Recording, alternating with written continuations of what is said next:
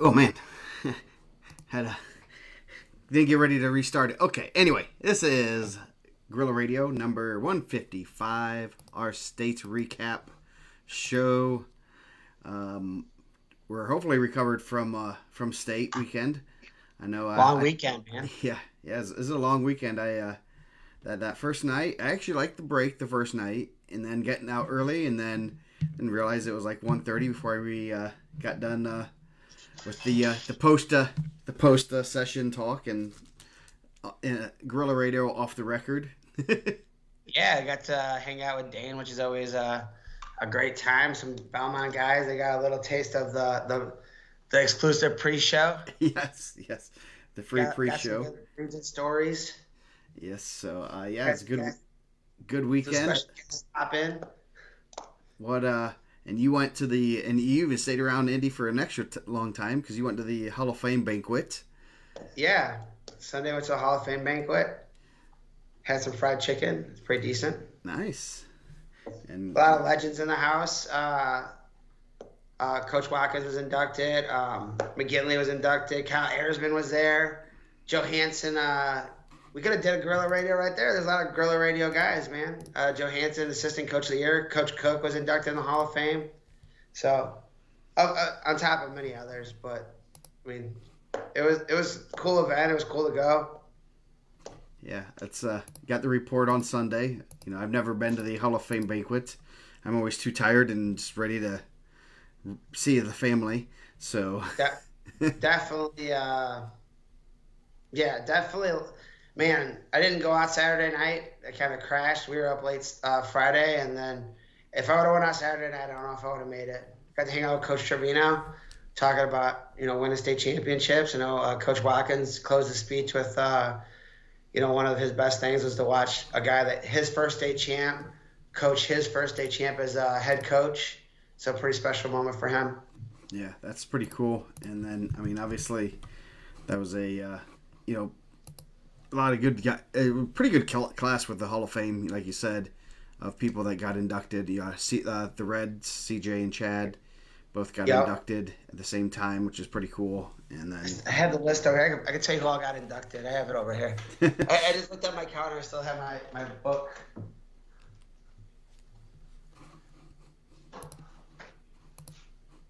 All the people that were inducted that day were Kyle Ersman, Harry Beck, Jason Cook, Rick Mitchum, Chad Rudd Jr., Gary Pearson. Those were the wrestlers. Coaches Mike Day of Centerville, Sean McGinley of Cathedral, Chad Rudd Sr., Lawrence Central and New Pal, Ron Statler of South Vermilion, Jim Watkins of Calumet High School, contributor Steve Ansinger, Mark Durham. Mark Durham obviously wasn't there. He's busy that day. yeah, Sounds like it's a long day for Mark. yeah, The Family Award, Billy Wolf, Billy Thom, Ray Black. So it was a cool ceremony. yeah.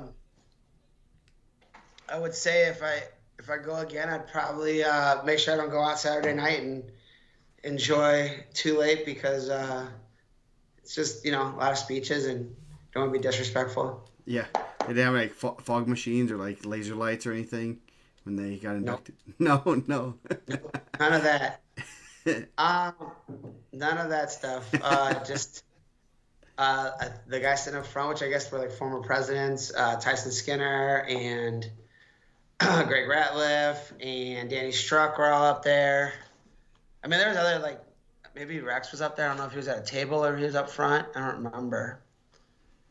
But yeah, definitely cool. It's cool to go. Now I'll wait till you get in, Joe, and I'll go to the next one. Yeah, that's When IndianaMat gets in for the media award, I'll have Coach Cook do your introduction speech. oh good. Hopefully he'll be in jeans and like do a stance in motion. Joe Hansen got Assistant Coach of the Year. What else? I'm trying to see what else is on here. Pat Culp, ISWA Representative. John Hurdle Award, Mike McCarthy. Tom Cameron Administrative Award, Brandon Taylor. I found out that Brandon Taylor and Greg Ratliff were college roommates, and they said they have a bromance. It was pretty good. Nice. Yep. So, So it was a cool event. I was happy for Coach Watkins. I was happy for everyone that got in. yeah. So, sounds I like thought it was gonna be different. I mean, I don't know. I thought everyone was gonna have to give a speech. So it's like one of those things. Like when it starts going, you're like, oh man, like they're doing these pretty long intros, and then they're gonna give the mic to like the person, and then how long are they gonna go? And then only a couple people gave speeches, so it was fine. good. That means, yeah. I was more worried about that if anything ever happened. If somehow lightning strikes and I get in, I don't want to give a speech or anything. Nope. No. Didn't have to, man. They kind of just did their thing, man. Yeah.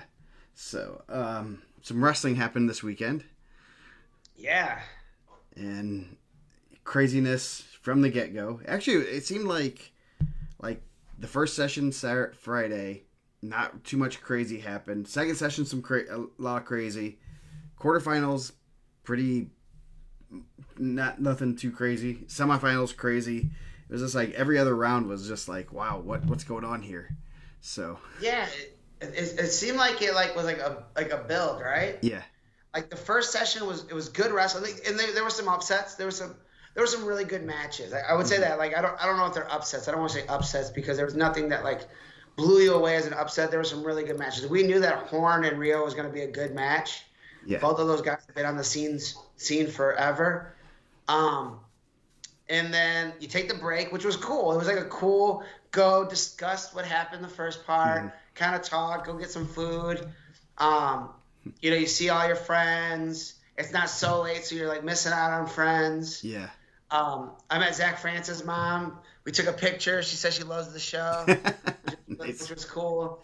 Every time you hear people say that they watch it, it's always one of those things like it's pretty cool. And then you come back, and then second round, I felt like the energy was like a little bit higher, right? Like even through heavyweight, which was awesome. Like people weren't leaving; they were there. Good energy, and then you left. Like man, like we went out to dinner that night, IndianaMat dinner, which was really cool. Minus Except for Triple Triple B. B didn't go. Too cool. Triple B. Even though we're his cronies. We're the Triple H cronies. And then I thought the second session really built. I like the new mat design. I thought it was pretty good. One complaint about it, and it's so like minor, it doesn't even matter. Just where we were sitting, there was like a score tower in our kind of like our sight. But other than that, it was. I thought that was good. Saturday morning, you come back, and like the quarterfinals are always one of my favorite rounds, just because it's unpredictable. Because there's no more rhyme or reason to it. Like it was just like a blind draw out of there. Yeah. Like you don't know who's gonna, how it's gonna go, and then who's coming up the scale. Semifinals were crazy. And then the finals, I felt like weren't as crazy. They kind of settled down, but just really good wrestling across the board. Really nice tribute to Kevin Whitehead. I thought that was really well done. Yeah. That was really cool. Nice article in the Indy Star. I know you kind of told me there was gonna be an article. Yeah, no, that's shout out to our guy Tyson Nisley too, right? Yeah. We kind of the guy from the Times had reached out and asked if I knew anyone that did some freelance writing. I think he was insinuating I want to write some articles, and I really don't, right? And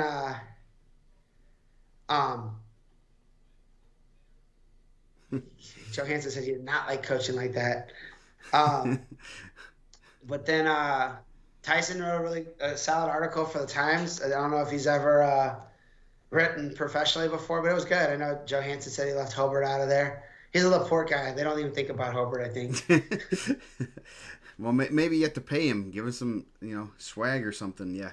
No, yeah, I like the tribute to Kevin Whitehead was really good, and it's a good article and everything. It's one of those things that I look at like he just gave back to the sport and somehow got on the microphone. It's kind of funny how the story of how he got like he's like hey, I'm gonna figure out a couple little tidbits to say about these guys, and then it's kind of morphed and and he's been able to make a pretty cool impact on the sport, and you didn't have to be like a state champion or a coach or even And that's what's kind of cool about sports in general. You don't have to be that stunt that great athlete to make an impact. And everyone, I love seeing the stories. My brothers and I were always mimicking his voice in the living room before our living room matches and stuff. And Same, man. that's cool. It, So it's hard. Like I've got to announce some tournaments, which is really cool. I think I get to announce one of the best tournaments in the state, which I love to stand up first for letting me do that. And you always want to just like hit that like Kevin White. Like I say semi-state, so like for me naturally, if someone's like, "Oh, did you go to some?" And obviously he says semi-state.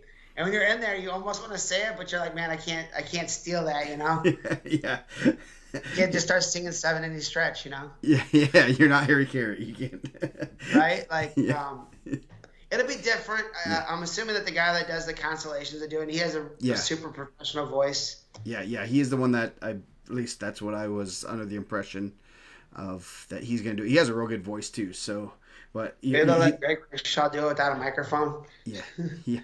Yeah, but that's going to be interesting to see what I mean, he does a real good job, but you're following up a legend, and no matter what, everyone's going to judge you, compare you to the legend, and that's not fair. I think he has a real good voice, and I think he'll do a great job. And just him doing the constellations, he has a real good voice, and that's pretty cool. And they've kind of eased him in a little bit, so which is good. He does a good job. Yeah. It'll be interesting, but it was sad. Yeah. Like, it was kind of a sad end of an era. Like, he's doing it longer than I've been alive, so. Yes. Yeah. Almost as long as I've been alive. Almost longer than. Yeah, but that's one of those things that's just like, it's coming. You don't want to admit that it's coming. And, it's like, no, you got to, and how many people name their kids after, with him, thinking of him, announcing their name. And I'm not going to raise my hand or anything, Yeah, I mean, but you got like a cool video when Rocco was born. Yeah. So that's really cool what he did for Coach Cook's the Valpo gymnastics team. That video that he kind of did a voiceover for after they won state and stuff. That's really cool. That was posted there. So a lot of neat things, and Kevin's a really good guy. So we're gonna miss him, and maybe we'll get him a ticket with the IndianaMat section. He can hang out with us, and we can talk wrestling. Talk a lot of wrestling in the IndianaMat section. Oh yeah. It's always a cool event, man. Friday morning they did 106. So started off early because last year was flipped, right? They did the bigger weights early. Last year, yeah, on Friday they did the big weights early, and then I mean, no two parades. Yeah, that was nice. Well, we didn't get there for the parade, but well, what was really cool, and like I don't know if everyone else, like we went to the media entrance to come in, and we were a little bit late because we were dragging our feet, and like we were like kind of like right there where everyone was going out for the parade, so we're seeing all the coaches, which was really cool. We missed the parade, which kind of sucks, but it was cool to see everybody. Yeah. No, it was good. It was good. I mean, I liked that. I like that format. I really did like the hour break. Get to walk around, get something to eat, and I always feel like if you're there, if it's all one session, without that break, you don't want to get up to go to the bathroom. You don't want to go grab something to eat because as soon as you get up, you're going to hear the crowd roaring about something, and then. So I think that's pretty cool. I was like, okay, I can wait till one more weight class, and then I can go to the bathroom and stuff. And I'm sure the concessions didn't mind that at all. So. Yeah, it was good to get up, and I don't know. People complain about it. I think it's go do it. It's nice to be able to get up and not worry about missing matches. I know we're all fans of the sport, and I'm like, I don't want to miss. What weight class would you want to miss if you had to miss a weight class? Which one are you gonna miss? I mean, pick one. You're plotting. I thought you're not fighting for seats anymore, which is cool. Like you're not worried about like having to tell like a mother and her 3 kids they can't sit there because you're saving a seat because someone's getting there late. Yeah. So like I like the assigned seats, but I'm not a young buck anymore out there fighting the lines. I'm sad that they don't have shaved ice anymore. I'm not a Kona ice guy. Rocco is. All these young bucks aren't going to understand. Like they'll never have Kevin Whitehead and they'll never have shaved ice. I know, the original shaved ice. Yeah, no, that's it. Yeah, we won't have. We'll be telling stories, man. They used to have Ritters in there. I know Kim was sad when they took Ritters out of there. Yeah. They Yeah. can get there from school. You gotta miss a day, man. You gotta plan accordingly, Joe. Congratulations. Yeah, they just got to say, Give Big hey, Joe a I'm hug going to after watch the. Joey Butler wrestle a match, win a state title. I got to get out of school. It's like vacation days, man. You gotta manage them better. Gave Big Joe a hug after the semis. I know he was pretty excited. I didn't see him Saturday night. I'm sure his excitement level was even increased. Um, Good matches around in the first. We kind of held up the rankings. Lane Horn, Nate Rio. That was a great match. That we knew that was gonna be a good match. That was just one that we never had that drink good, man. Um, 10 years sober, I like it. um, we knew that was gonna be a good match, and we've kind of hammered it home the whole year, which was uh, the guys that. And I don't want to say that they don't wrestle a tough schedule, but like you're gonna be a little bit more battle tested. All Rio's losses were to the eventual champ. Um, like it just came out the other way, man. That's not when you. I'm an East Chicago guy, but I thought that Fort Wayne and Evansville were the two tougher East or semi-states for 106, and that's just kind of how the draw went out. And they met up Friday night, so there's a lot of tough matches. Mm-hmm. Um, Yeah. Logan Haney, Leon. That was a 4-over-1. I thought Crown Point was going to get it rolling there. Yeah, that was a big win right there, and that was, yeah, that was a little bit. That was surprising.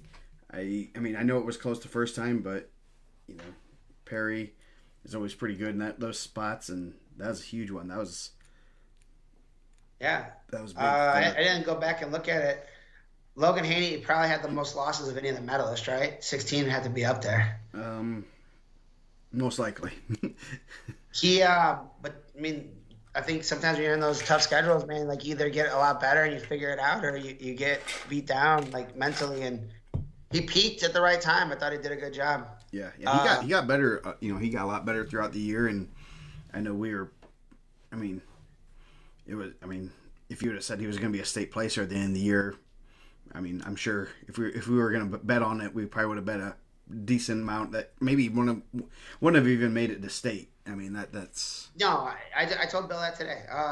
When they told me Murphy was going to be not wrestling, I was like, he's like, yeah, well, I think we can get Haney to state. I'm like, you must be out of your mind, bro.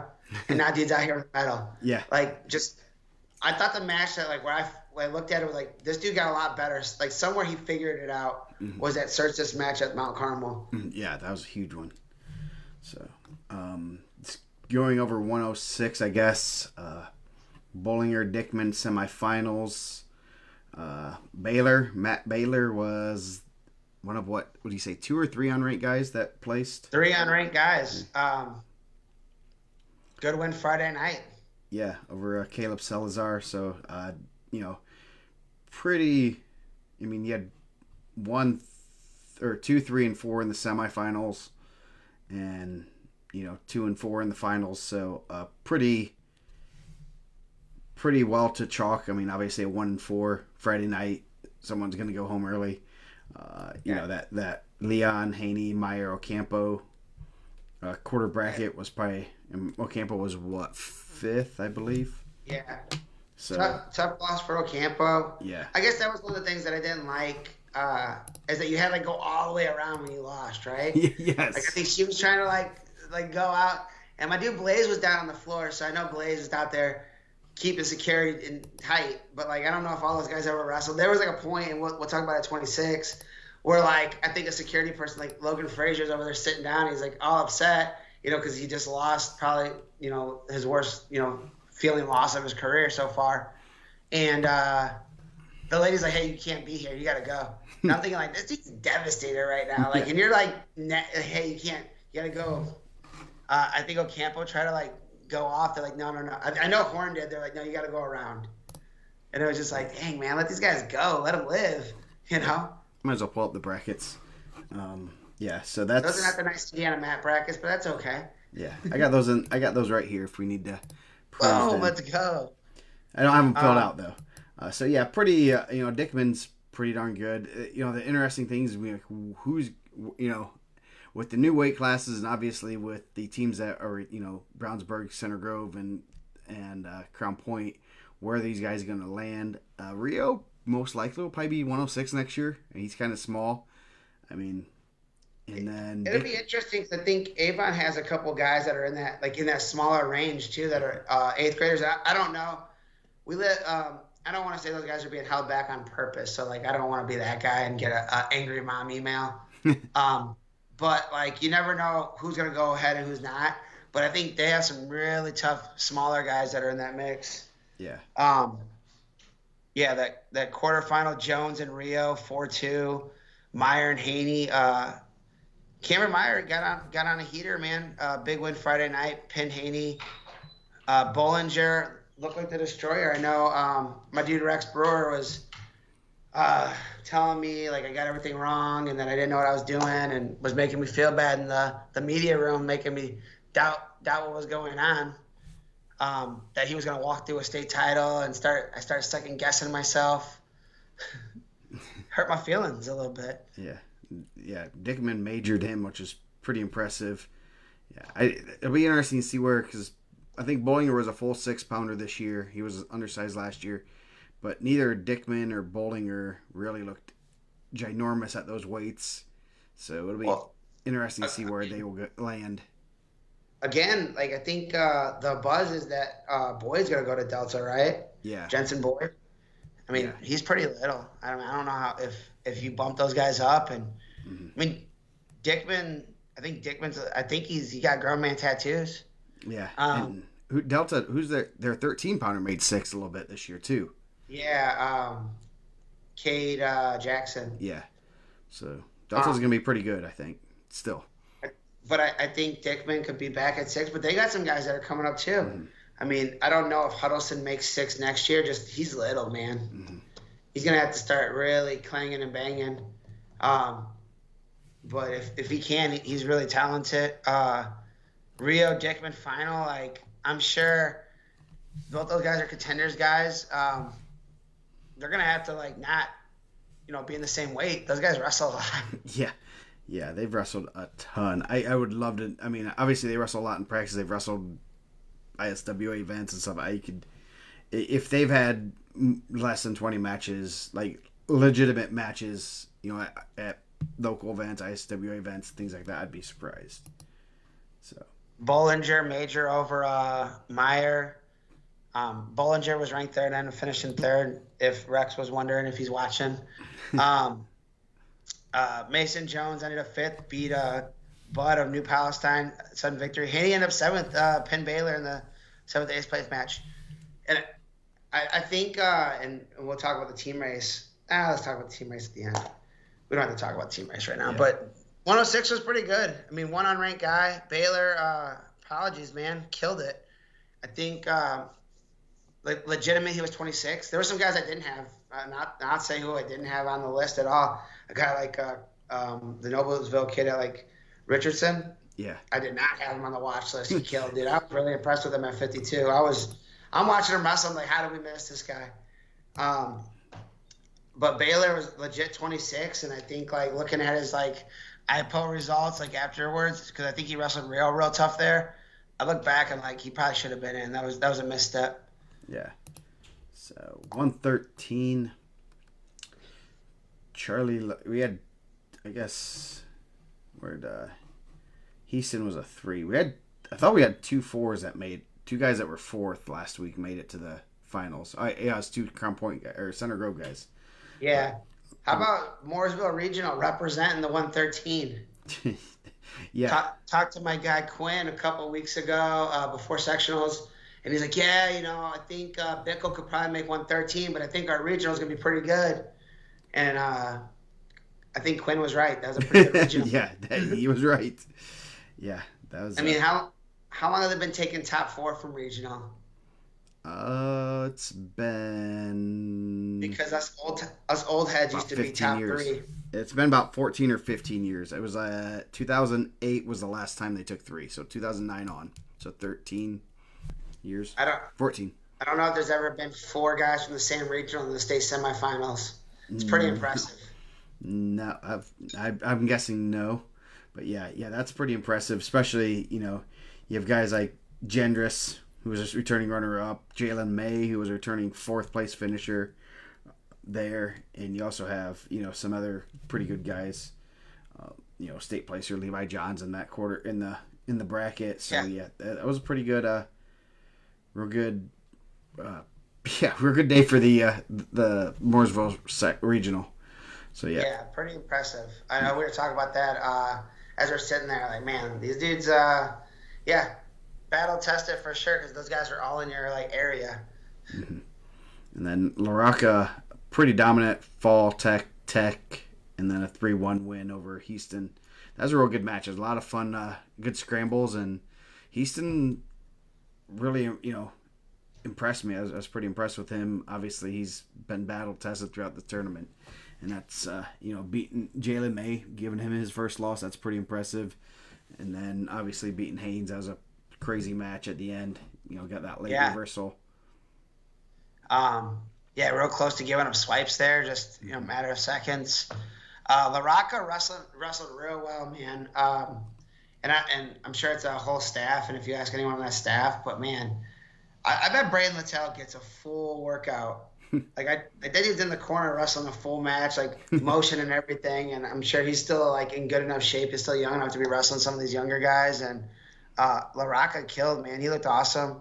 One of my dude Matt Kelly's locks to win it, and he locked it up. Yep. Aiden Dallinger, I would say the pride of the Logansport Regional, but we'll get there. The pride of the Logansport Regional killed it.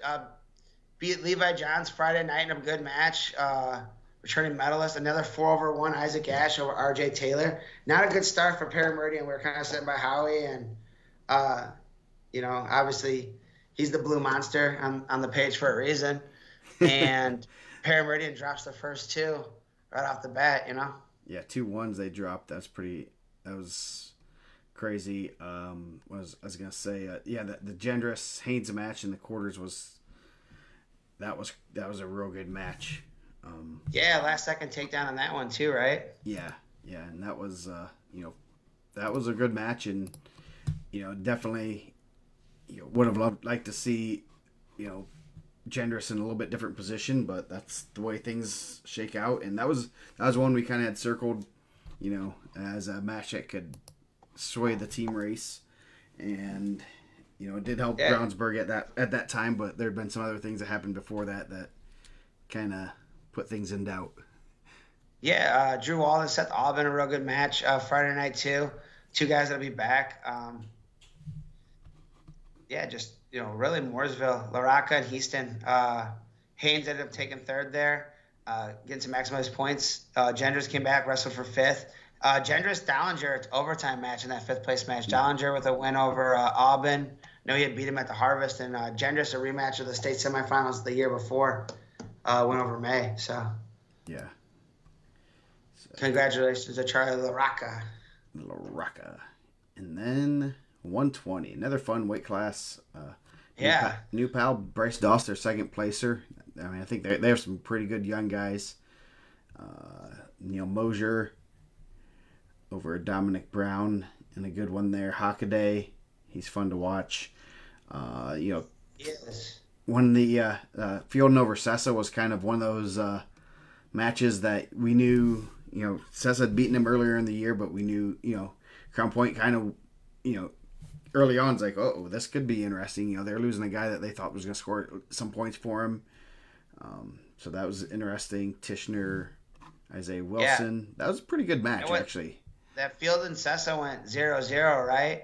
And then Sessa gets an escape. It's 1-0, and Sessa, pretty good at riding, and Fielden got the two reversal, 3 near fall for a 5-1 win. Yeah. Tishner Wilson was 1-0 going into the third. I probably wouldn't have chose down there. I think Wilson's better on his feet, but those guys are in that position for a reason. He's pretty good on his feet, but Tishner ended up getting a bunch of turns on top. Yep. Then Eddie Goss, 1-0 win over Eli Brody. Another close one right there. Man, Eddie Goss a grinder. He's not he's just a guy that's gonna grind on you on top. Solid mat returns. working different pinning combinations. It's not like anything super flashy. He's just a guy that just grinds. Mm-hmm. Like that Brody match, he just like ground him out. It was never. I don't ever feel like he was stalling at all. Like some guys are gonna hang on their legs, and some guys will, get to a kind of a stalling ride. And he's just a dude that looks like he's exhausting to wrestle. Yep. And then Jackson over Carter, and then Isaiah Schaefer over Gavin Bragg. Semifinals or quarters. Mosier over Doss, Hockaday over Fielden, Tishner Goss, the third match, and Goss got him again at the game bridge. Looked like Tishner majored him Al Smith, right? Yeah, I thought so. That's what I thought too. I thought he dissed it in. I remember thinking like, oh man, he said that Friday night stuff's over, and Eddie Goss said, nah, this, I didn't drive as far as you. It's kind of my house. Yeah. Wrestled really well. Jackson Schaefer, that was a fun match. That was like, I felt like Saturday morning. That's when it got going, right? Yeah. I mean, you had the match with Gendris and Haynes, and it wasn't like fireworks. Like I thought it was going to be kind of like it was at Team State, real slow paced match. And then Jackson was controlling the match. What was he up at before? So 0-0 first. Jackson gets an escape, gets a takedown, so it's 3-0. They go neutral. Jackson gets a takedown, so it's 5-0. And then Schaefer reversed him to his back for 5. Place goes nuts. I mean, you see a 2-time champ on their back. Like, Mater Dei usually has a pretty good crowd. We had Mater Dei kids by us. Yeah. We were in the Mater Dei cheering section, the clapping section, I guess. Goes to rideouts. Pretty exciting back and forth match there. So, but we said it on last week's show. I think that was a match that I thought could go either way. Yeah, and it did. And then semifinals, Hockaday 3-2 over Mosier, and then Jackson 6-2 over Goss. And then the finals happened. That finals were, or you go consolations. Tishner over Schaefer, Fielden over Doss. Doss. There's Doss and Goss. That's in there. Doss. So and then a lot of S's. Yes. So then the finals, and that was a good match. It was one of those you kind of knew, and I know we've talked about it, like totally contrasting styles, and I thought, talking about it, I was like, I wonder if Brownsburg, I don't know if Hockaday could have made 13. I think he was certified to go 13. I don't think he ever got close or tried. I don't know. But I was like, I think that might be a better matchup for them to maybe pull out 2 state titles there. I mean, obviously. Well, there's a point I thought they could win the first 3 weights. Yeah. I mean, Haynes was 1 point away from making the finals. So, I mean, they were right there. So, I mean, I think that was a good move by them. Because I think Haynes didn't match up as well with Jackson. And then Hockaday, 4 right off the bat. And I will say, I thought it was quick when, in real time watching it. I did the whole, I can count to 2. And, I think it was 2. I mean, it was close. But it was, referee being in the right position and anticipating where Jackson was landing. I think that helps out tremendously if you're in that position and you're seeing it. Was. And he's legit one of the best. That's like legit one of the best officials in the state. Mm-hmm. Yeah, that's who you want in that match. You want the best guys out there, and everyone out there is really good. But he's done a lot of high level stuff. He did Team Indiana versus Team USA. Yeah, he's good. Yeah, so that was a good match, and that 4-1 lead. I think Hockaday. Hockaday knew that he was in a good position then, and Jackson just couldn't score on him. I think it was great career from Ashton. Obviously, got mental attitude award, the Ward E. Brown. Yeah, so that's just it was too bad. That's pretty cool to see Hockaday kind of going up there. He could have probably made the cut to 13 and said no, I'm not going to go after that. But that's pretty cool. You had that kind of high level match. Does he hunt another champ next year? Well, one of the champs beneath him is on his team, so he's not hunting that champ. Can he go 120 again and maybe wrestle LaRocca, or does he go up? Maybe we're about to talk 26. Yeah. Brownsburg, or not Brownsburg, but Hobart did want me to. Coach Cook did tell me that they believe that they're the only staff in the state that has two Ward E. Brown Mental Attitude Award winners on it, and Coach Cook and Porras. Yeah, that's well, I mean, so they are the face of sportsmanship. That's what I heard. Interesting. So Our new IHWCA president. So with all complaints, please message Jason Cook at jcook@hobart.edu. Hobart.edu. But I found out he's an English major, so you better bring some proper emails. Oh, either that or he's gonna grade it, return it back to you with red ink. We call that the Sean Begley at Calumet. Back before we had all this fancy texting, we used to have to write notes. And if he caught you with a note, he would take it, grade it. And not every girl that you're trying to write notes to was her grammar wasn't always the best. So when you get that note back and it's all inked up and it's tough. That's brutal. So heard a few of those stories Saturday. Those are funny. 126. Center Grove kept it going. Jaeger over Schleybaugh. Real good match. That was kind of one a lot of people had circled. Schleybaugh was pretty tough, and obviously Jaeger ran into the finals, so that wasn't a fluke by any means. And toss rankings, we're tossing rankings. We're tossing what you did. The semi stayed out the window. He wrestled for that weekend and killed it, man. Yeah, and he didn't have an easy path. He had to go through Schleybaugh returning state qualifier. Jaeger wasn't even in the lineup last year, right? No, he was a backup. I mean, in a day and dude, and I'm not trying to get on a soapbox, but there's a lot of people that leave their school that don't get opportunities. And Jaeger was out of the lineup last year. He had some wins over state qualifiers last year. Mm-hmm. I believe he beat Griffin Engels outside the lineup last year. It'd been real easy for him to go to a different school, and I think people would have understood that. They're like, well, he's never going to fit in the lineup. Stayed at 26. He was at 26 last year, and he's under the lights. So congratulations to Hyatt Jaeger. Yep. Then Ingles. He had to go through Ingles and Wyatt Sang, who's a 3-time medalist. Evan Sang. Evan. Yeah. Jeez. Evan Sang had a good one Friday night with Cody Rollis. My guy Dave Doster met him Saturday. Talked a little baseball. Nice. Talked some cuts. So yeah, and then a real good quarterback with Sang and Reyes. Good match in the quarterfinals between those two. Then the bottom half of the bracket is where things went crazy. Wildness, man, wildness. Thailand Thrine, 5-2 match of Nazir Christian. That was pretty. I think if I recall correctly, that was fairly close for most of the match. Yeah, there was a takedown right at the end of the second. I felt like there was a scramble that if Christian doesn't probably give that up, he's right there to win. Mm-hmm. And I think I left Friday night thinking man, the shit Christian almost pulled that out. Maybe the Thailand Thrine buzz isn't as high as I thought. Yeah. Boy, was I wrong. Yeah, and then the Landon Hayden Brady match was a real good one. 8-7 match. Two kept getting after. They were getting after. I know the Brownsburg guys didn't want to wrestle them on the mat, and then they end up having to win it on the mat. So, that was a real good match. And talking to some people, it was like it just was two good guys wrestling. Two guys that are state placer level kids that someone's going home. Unfortunately. Yeah. So. That was a real good one. And then obviously the Haynes and Thrine match was another real good one.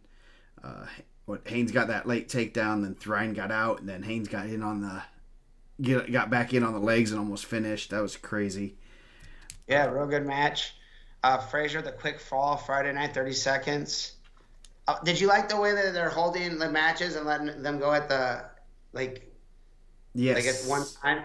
Yeah, that's the that was. I like that as a coach because then, because they're still limiting the number of coaches that are on the floor. So then you can't. So if you only have 2 coaches on the floor and you have guys in the back-to-back weights, you don't want to have split up your coaching staff. So I think that's a good thing. And you know what? It doesn't add that much time. I think it's nice to, have all the you're not having 6 different weights on the mats. So Yeah. I don't mind it. I would maybe do 2 weights at a, yeah. I don't really think you could do 2 weights at a time. I think holding them up is fine. It's hey, we get to see a lot of matches and we get to watch all the matches, so I'm fine with it. Yeah. I don't think we're strapped for time by any means. No. Jackson Bradley, Chase Stevens, a good one. 6'5". Frazier, the tech fall over Bradley in the quarter. Sang a real good one over Reyes. That was a good match. Mm-hmm. Yeah. Jaeger kept his magical run, but you kind of said it. You said it. We didn't say it. You said it. Like once, a lot of times when those fours take out a one, they make a deep run because they kind of replace that one. Mm-hmm. Yeah. So yeah, and obviously he came out of that Mooresville Regional. I've heard that Mooresville Regional's decent. It got rated a 7, meaning all but one kid got a semi-state level ranking. Pretty good. Yeah. It's pretty good. So Jaeger sang a real good match. What was it? Late headlock put him ahead. Yeah. In case like all the eyes were on that other semifinal, undefeated freshman Tylen Thrine and Trinity State champion Logan Frazier. Man, I thought that was just a good match. I thought overall it was an exciting match. A lot of action early on. Thrine's a gamer, man. He's good. I know Johnny had been saying it for a long time. FC fighter.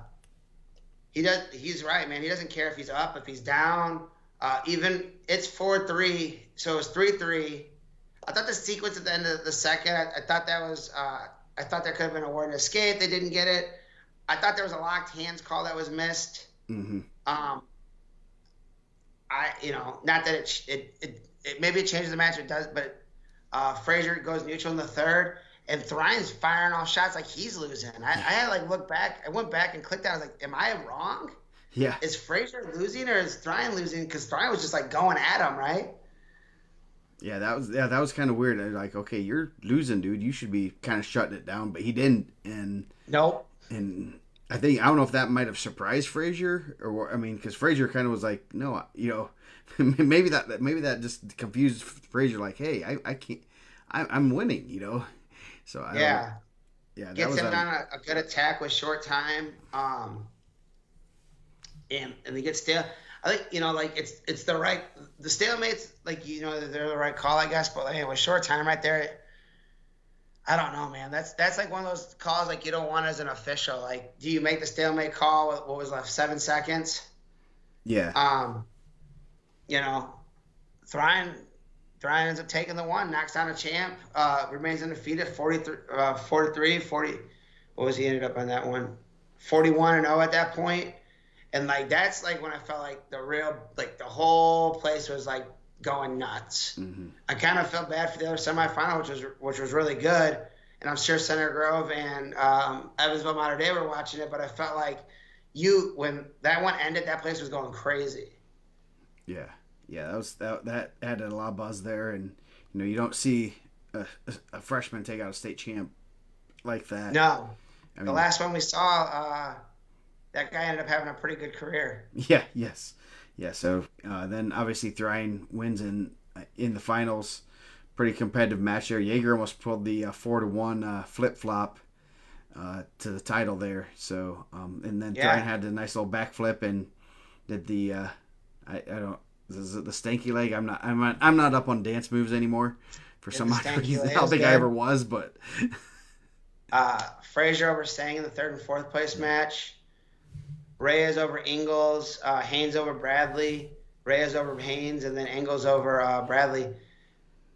Legitimately, and everyone that won state, I'm sure, they would have an argument against it. But I felt like Thrine won the weekend. Mm-hmm. I felt like everyone walked away all the buzz that I heard was man, did you know how good this guy was? He's explosive. He's super explosive. His celebration, does the backflip. Looks like he hurts his knee. Starts dancing. His interview with Greg was amazing. I was just coming here to place, and then as it went on, the goals got higher. They had a good section. Dude. I don't know if there's anyone outside of, possibly Crown Point, for obvious reasons, maybe Brownsburg for obvious reasons, and Center Grove. Like you walk away like a fan, like you know, winning away with a champ. Not only like a champ, a 4-time semifinalist. Mhm. A guy that could have been same as Jackson if Sergio Lemley. Shout out to Sergio winning his 4th in Illinois in dramatic fashion. Dude had a gauntlet to run. 3 in Illinois, 1 in Indiana. Maybe Frazier's a 3-time champ. Yeah.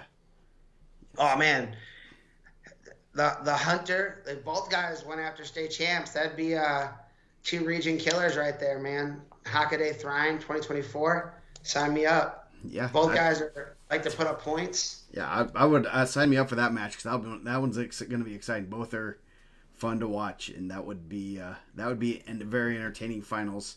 And we just got to make sure that's a final and not a semifinal. Yeah, I legitimate walked away like that dude won the weekend. Mm-hmm. Yeah. Like not only did he win a state title, the interview, the celebration, the fashion that he did it, his matches, his energy. First state champs is Bubba Dickerson for Newcastle. Like I thought, like walking away, like this dude's the star, man. Yeah. Now the flip of that is, at some point, all those guys that were champs, like Ashton Jackson was a guy that everyone wants to see win before. Like when he won it, everyone was super excited. Then when now you're losing, now you're the hunted, and everyone wants to gun for you, Yeah. And there's some same as Logan Frazier. Yeah, and there's some good younger guys that have had wins over him, obviously, that are coming up next year, and then it's going to be interesting to see how it plays out because I kind of posed the question in the group chat, what's more likely, him being a one-time champ or a 4-time champ, and that's one of those things that it's only 10 4-time champs, so that's there's been a gazillion one-timers, so that's one of those things that's kind of a pick your poison type thing, would you rather, and that's one of those things that he's right in the heart of some great weight classes. I mean, you still have guys like Czar Walker coming back. If he goes up a weight class, he has guys like we're looking at 132 right now. You have guys like Czar Walker, Ison, Lavelle's still around. Yeah. That is true, Joe. Yeah. I've been saying it all year. And like, there's a dude, and I know Evan Stanley's had a lot of success against him. I know, I believe Hawkins has had a lot of success that we missed this year. You want to go back and watch like a legitimately good match, and if we could duplicate that match and put it under the lights in Indy, everyone will be super excited. Go back and watch Angelo Vargo and Thrine at Middle School State last year. Mm-hmm. Angelo Vargo wrestles a very similar style, explosive, fast, like strong. Those guys were like almost carbon copies. Those dudes put up points. Yeah. So there's some young guys coming in. There's some guys in that mix down here that are that's gonna be fun to watch his career unfold. And obviously he's pretty good at football. Likes football. So hopefully we'll see him at some off-season events, and it'll be interesting. It's gonna be fun to watch, and he's fun to watch no matter whether he wins or loses. He's gonna be exciting to watch, and I'm glad we get through more years of it. Yeah, same. Angelo Vargo and Tylen Thrine semifinal or quarterfinal last year at Middle School State. So if you guys have Flow, it's still on there. Was a 16-11 match.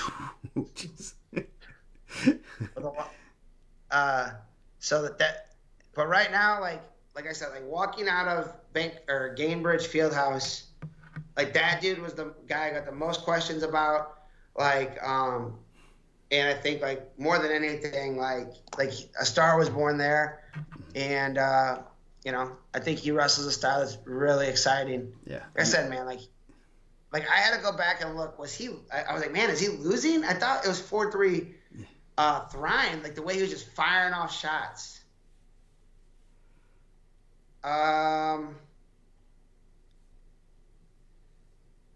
What did Frazier do wrong on bottom? I think his hands are on the line. I think some officials are more anal about that than others. Yeah.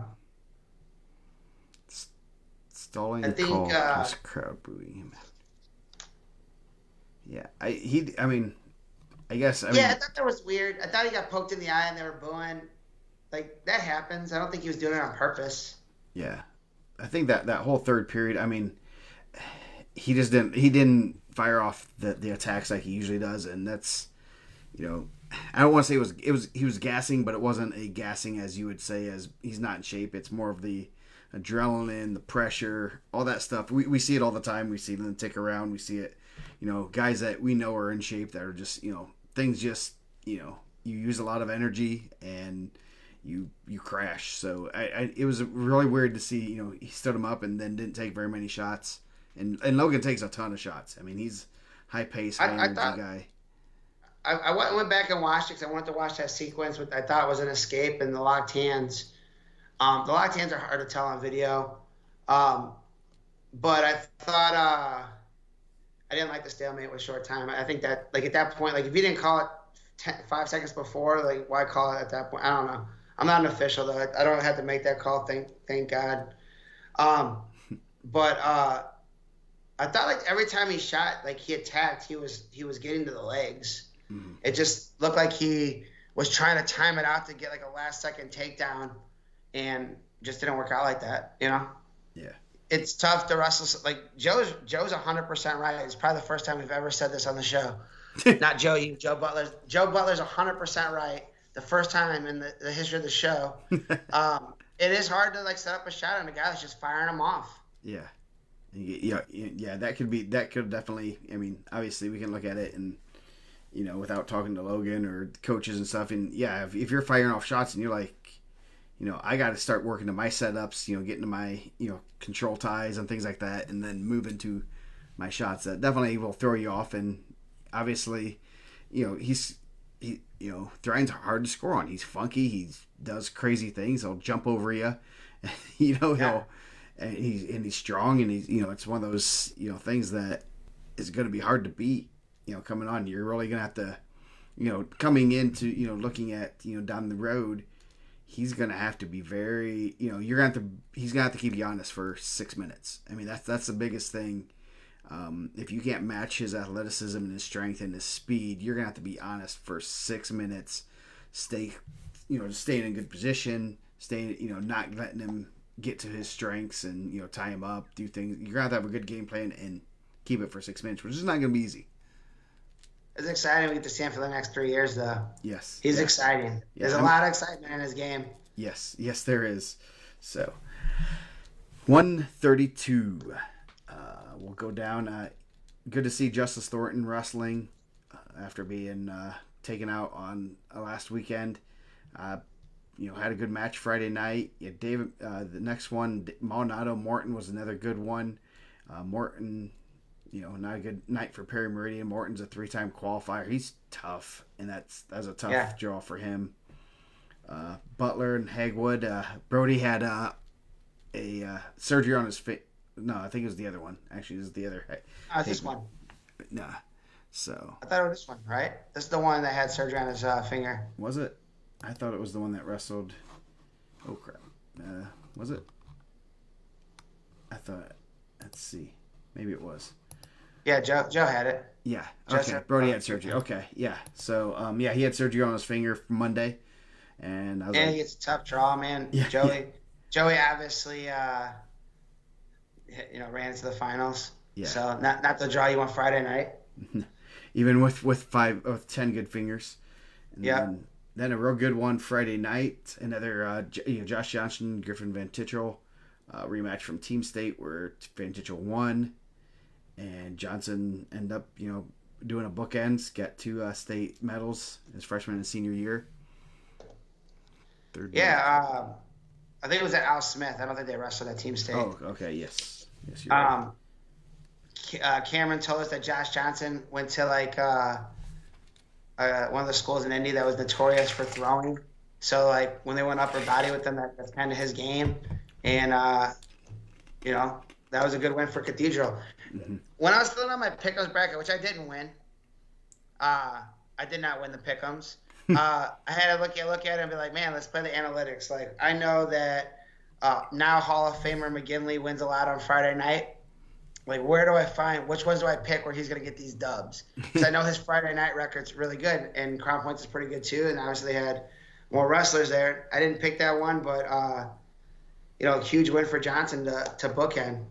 Yeah. And then the bottom.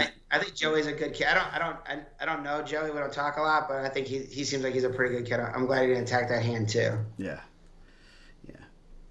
He's his dad's not a bad guy either. No, he's not a bad guy. I think people give Big Joe a hard time. He's a good dude. Man, he got a big heart. He's loud though. I heard him. I heard him yelling from the stands. So then bottom half of the bracket was pretty loaded. Czar Walker and Brady Ison, Mishawaka Brownsburg match in the quarters. Kyrell Lavelle and beat Hayden Fritz. Odin Fortune over Mikey Calamani. And then Lavelle over Fortune. Walker over Ison. Or Ison over Walker. Real good match there. And then Doster Maldonado was a good match. I mean, yeah. Maldonado. I thought Doster, I don't know if he ended up he had a pretty good cut on his cheek, man. Yeah. That was a tough one. Yeah. And then that was Maldonado was going to test your gas tank real quick. Yeah. And I mean, we kind of been saying that he's like shorter, stockier guy. He's gonna run the race back to the middle every time, right? Yes, that's a Kelsey Anderson thing. They have I know they have things of they have points of emphasis, and one of them is being the first one. First one back to the line, and it's a mental thing, honestly. With guys, it's like, hey, I'm the first one back, and that guy's kind of struggling to get back, and it's kind of a they have like I don't know, they keep track of that, which is kind of interesting. So yeah, Maldonado's fun to watch, and then Maldonado Butler match was a real good one. Joey did a real good job. Not that Maldonado really likes getting that underhook and driving people around, and actually Joey looked like he was kind of controlling the pace, pushing David around, which was kind of surprising. Yeah, Joey held really good position there. I thought that was a good match. Rematch from last year's quarterfinals, I believe, right? Mm-hmm. Where Joey won that one also. Just a solid match. Joey's in good shape too, man. It's not like Joey didn't look gassed. Like he looked like he was just like enjoying the moment the entire weekend. Like I thought that that was a good match, and both those guys just banged, And the bottom half of that semi, like how many times we kept saying this? How many times do you watch returning state champs lose in the semis? Not very many. I don't remember a time where I've watched back-to-back weights returning state champs losing the semis. Yeah, that was pretty crazy. Ison really wrestled real well this weekend. Taking out Lavelle, that was a really good match, and stayed solid and picked his spots and kind of shut Lavelle down, and I was pretty surprised by that win there. Yeah, I mean he had a Russell Award to get there. I mean he ended up pinning Coy Hammock, but Coy Hammock's no joke, man. And then Butler's kind of had his number the last couple weeks, but weirdly, huge modern day cheering section for Brady Ison, right? Yeah. The Ison family was right beside us, and they became friends with the modern day kids who were having quite a fun time. Yeah. Butler Ison 6-3, good match. Joey's a good kid. I know there was a lot of talk early on, and that he could have been one or he should have been one. He won IPO. He had a real good summer, and he handled business, man. They were right. At the end of the day, I'm assuming that they appreciate this number one more than the preseason number one. This one comes with a medal. The other one just comes with a pat on the back. So he did it, man. And I remember when Joey was a freshman, I think he was wrestling up a weight class, they said. And I sat next to Joe in the stands. He's like, my kid's going to be here next year. And I think a lot of people tell me that. I'm like, oh, okay, cool, man. He's like, works really hard. I was like, okay, cool, man. And then the next year he had that awesome match with Ike. So I know he works his butt off, dude. I'm so happy for them. And, congratulations. I think that was awesome. Yep. So if you're out in the stands, you're telling us you're going to win a title, it happens. Yeah. Yeah. So Joe, I swear on everything, Joe told me, before the COVID year that he was going to go out there and do it. And I think he wrestled 120 as a freshman, then went back to 13. And he said, we've been working with Brandon Wright a lot. And I was like, okay, that's a good guy to work with. And just kept grinding, man. Was under the lights last year and went one step higher. Yep. And then consolation-wise, Doster got 5th over Fortune. Walker 7th over Johnson, and then Lavelle beat Maldonado 4-1. So, and a good match there too. Those guys were getting pretty physical. yeah. No, it's hard not to get physical with Maldonado, who just pushes you and tries to wear you out. Yeah, it was good. Yeah, so 138, Michael Major, Kelby Glenn, or Hyvert over Kelby Glenn. Jeffrey Hyvert's pretty good. Yep. That was a real good match in the semifinals with him and Courtney. I think they stopped it just a hair early. He was right in on it was, that's a tough call to make. But shout out to my boy Ed, man. He had a tough go the last 2 years at State. Michael Major breaking up that Friday night streak. Yep, Michael Major, and then he ended up running it to 5th, which is pretty good. Beat Go ahead. I'm sorry. Beat Wood and Whitehead to go through there. Tony Wood over Max McGinley in the first round, and Lucas Clement, Reese Courtney was a real good match too. Yeah, I'm sure Lucas Clement has to be in good shape wrestling Dave Maldonado every day, and those guys were up there pushing the pace, man. That was a good one. Yeah, and then as always, the bottom half of that bracket's pretty loaded.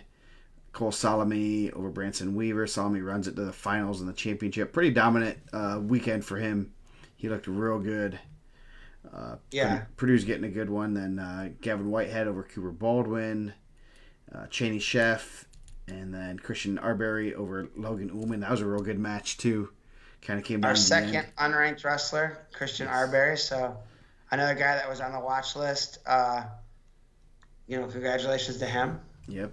Arbery ends up getting, 8th? There it is, yeah.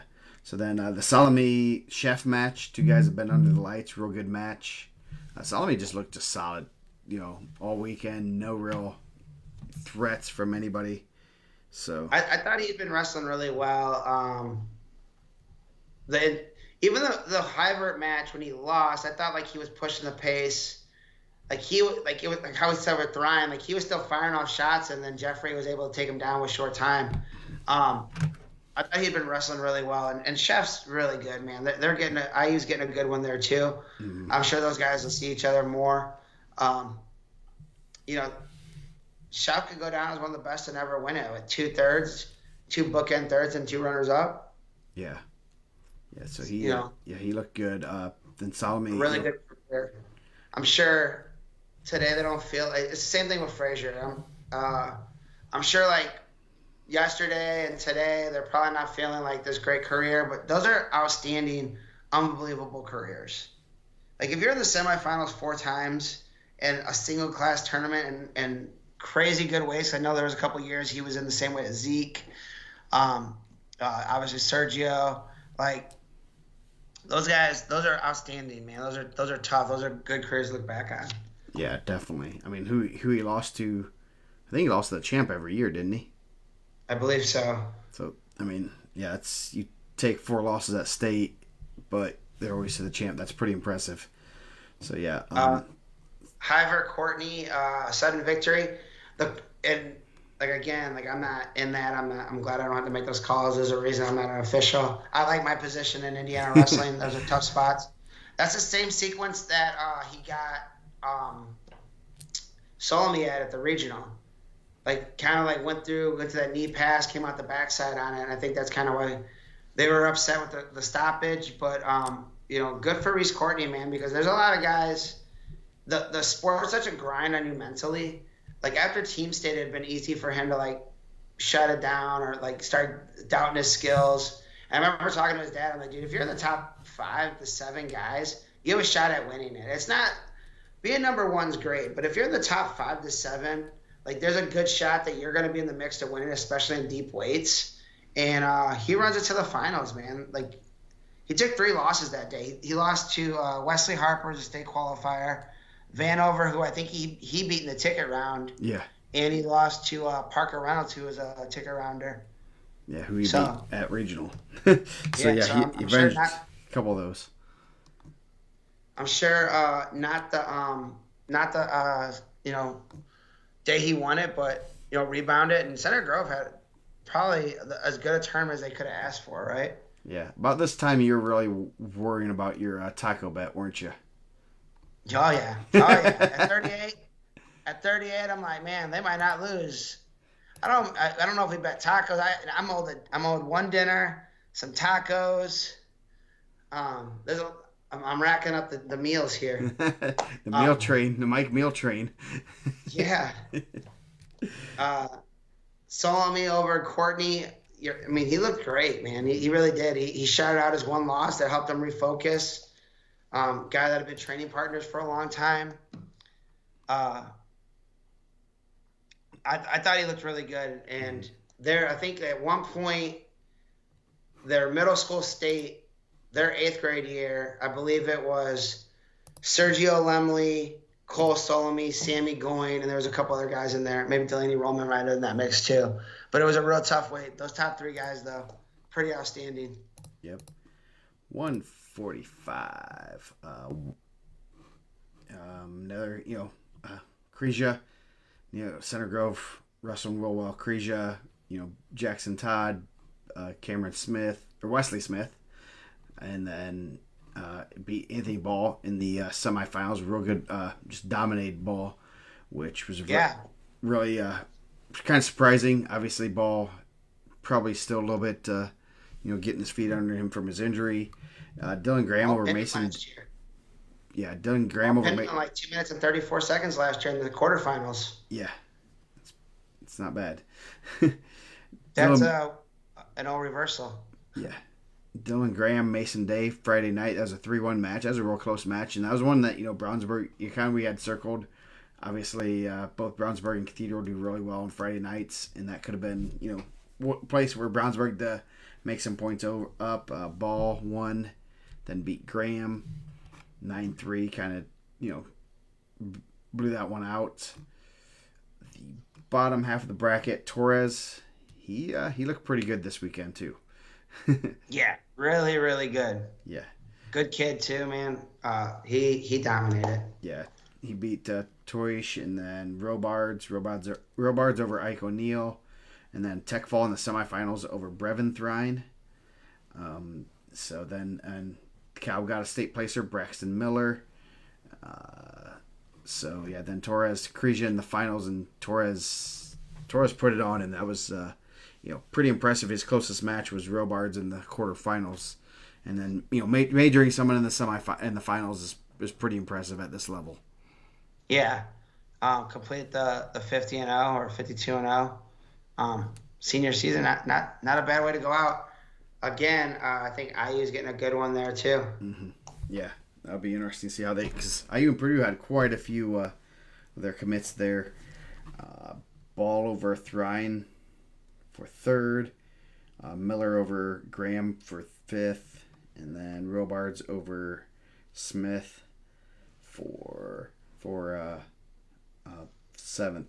So this is one of the things we're kind of looking at as we go on. There's a lot of juniors and sophomores in here. See, Ball won't return. Ball, Torres, Robards, Miller, Thrine, and Bradley Owen don't return. So a lot of guys return here, but this is where the start of the new weight classes kind of going to be the fun. Hopefully, I am going to try my best to make sure IPO has the new weight classes, which I believe we will. It'll be 44, then 150. Yep. So what are these guys going to do? Are these guys all going to be at 150? Will some of them make 144? I thought Frazier wrestled a little bit lower at IPO. Also, I thought he was in that what did you guys have? 38, 41, yeah. 41. I thought he wrestled 41, so maybe he comes back at 44. Man, he looked good. He looked really good. Just kind of ran into a buzzsaw. Torres is wrestling real well. Yeah, that was yeah. I mean, I was kind of more impressed with Torres. He was probably the most dominant wrestler, one of the most dominant wrestlers of the weekend. Yeah, front to back. I mean, I think Goyne ended up turning it on as it went out, and we'll get to 160. But Chesterton, Sammy grew up a Chesterton kid. Sergio Lemley was a Chesterton kid. Torres a Chesterton kid. You figure maybe if all those guys stay together, they might be in the mix for some stuff, Yeah. So 152.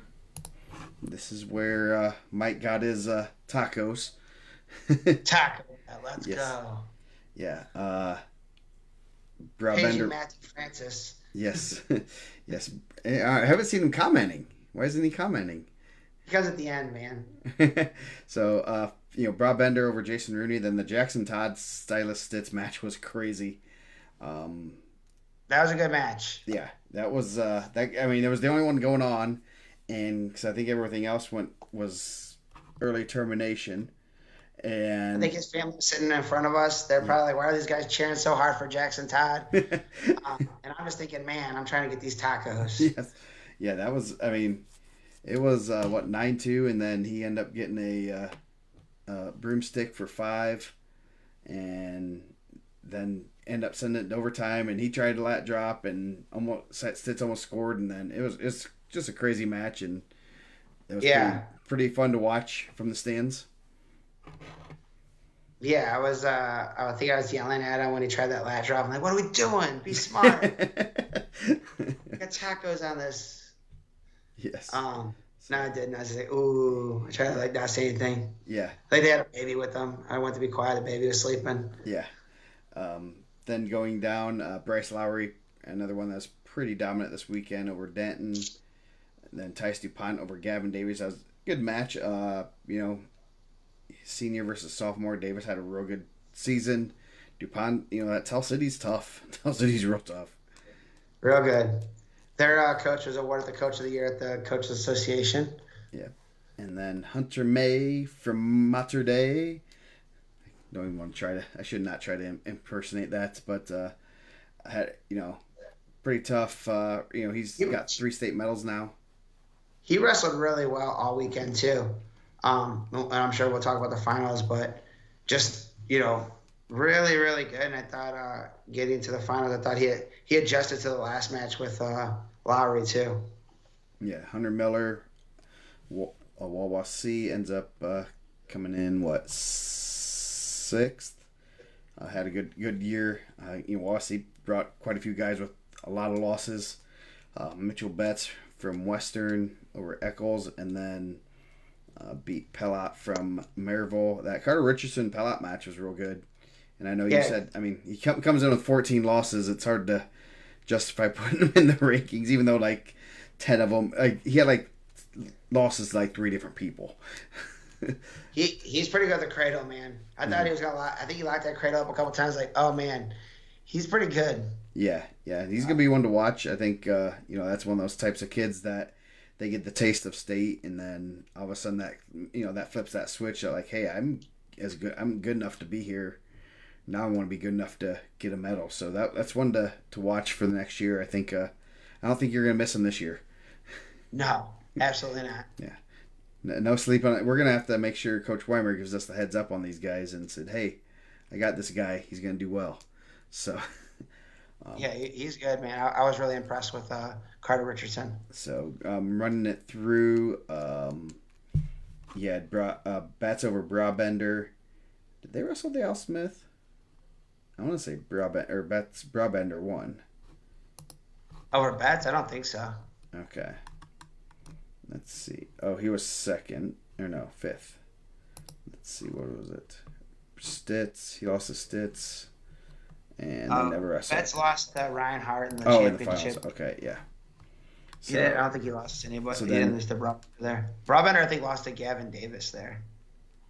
He lost to him and then beat him in the consolations. I think he went 1-1 with him. He was 5th. If I'm not mistaken. Brabender lost to Stitz, and he lost to Gavin Davis, and then he beat Gavin Davis. Yep.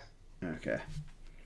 So, Lowry, that was a pretty close match in the finals, but I think he kind of didn't want to put himself in bad positions. May had a real good tournament, I guess. Yeah. I mean, that was 10-0 at the Mater Dei Classic, and he closed the distance and wrestled really well. I was impressed. Hunter may be back next year. I thought he was a little bit on the smaller side, so it'll be interesting to see what weight he goes with the new weight classes. I'd assume he's going to be a 1. Got 3 medals now. 2-time semifinalist. Pretty good. Yep. And so this is where we're gonna, I know you've been. I saw you mess tinkering with the rankings and stuff, and so that's gonna be interesting because this is 157 now. So where do these guys go?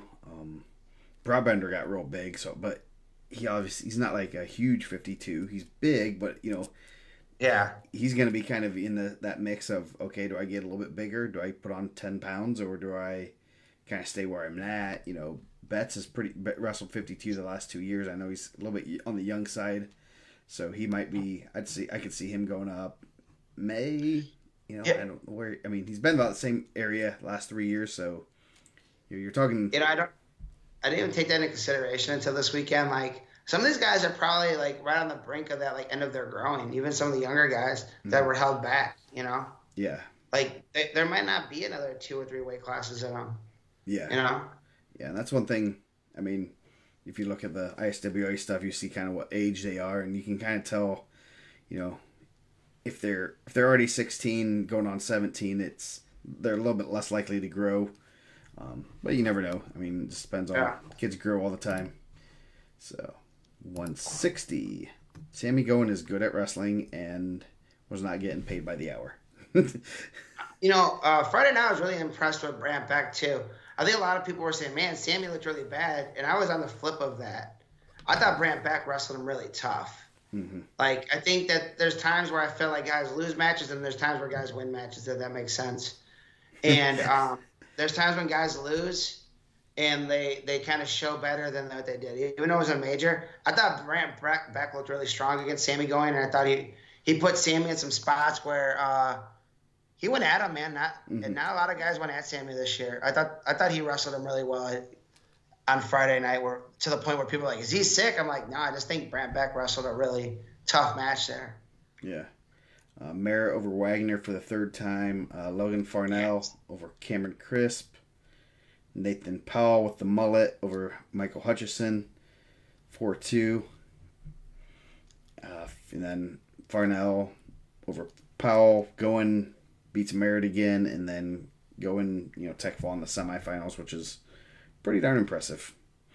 Yeah. Like for team race stuff, I think that when they lost a couple guys, especially early on, you lose a couple guys that maybe you thought were going to be getting deeper runs, Gendris, and then you lose Frazier. I think and they lost Ball in the semis too. Like some of their big guns started turning on and getting them big points. Tech fall there is huge. I mean, the extra point, the team race is still in doubt.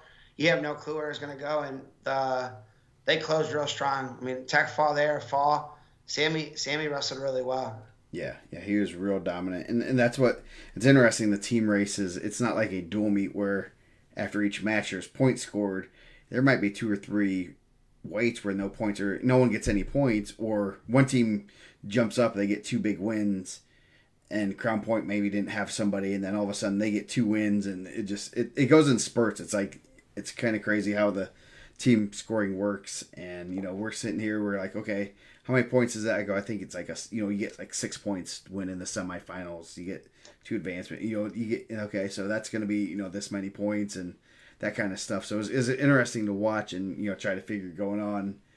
And when Brownsburg is way better down low, so you're like, okay, they're going to kind of get out to the lead. Obviously, Center Grove was just good all throughout, so you couldn't they couldn't take any time off. No. So it's interesting to see the fluctuation in the scores, and just interesting to watch from a fan standpoint. Bottom half of the bracket, I think this is the bracket I got perfect. I think I might have got this one totally perfect, if I'm not mistaken. If I want to pat myself on the back. Luke Kemper, real good weekend. Running into the finals.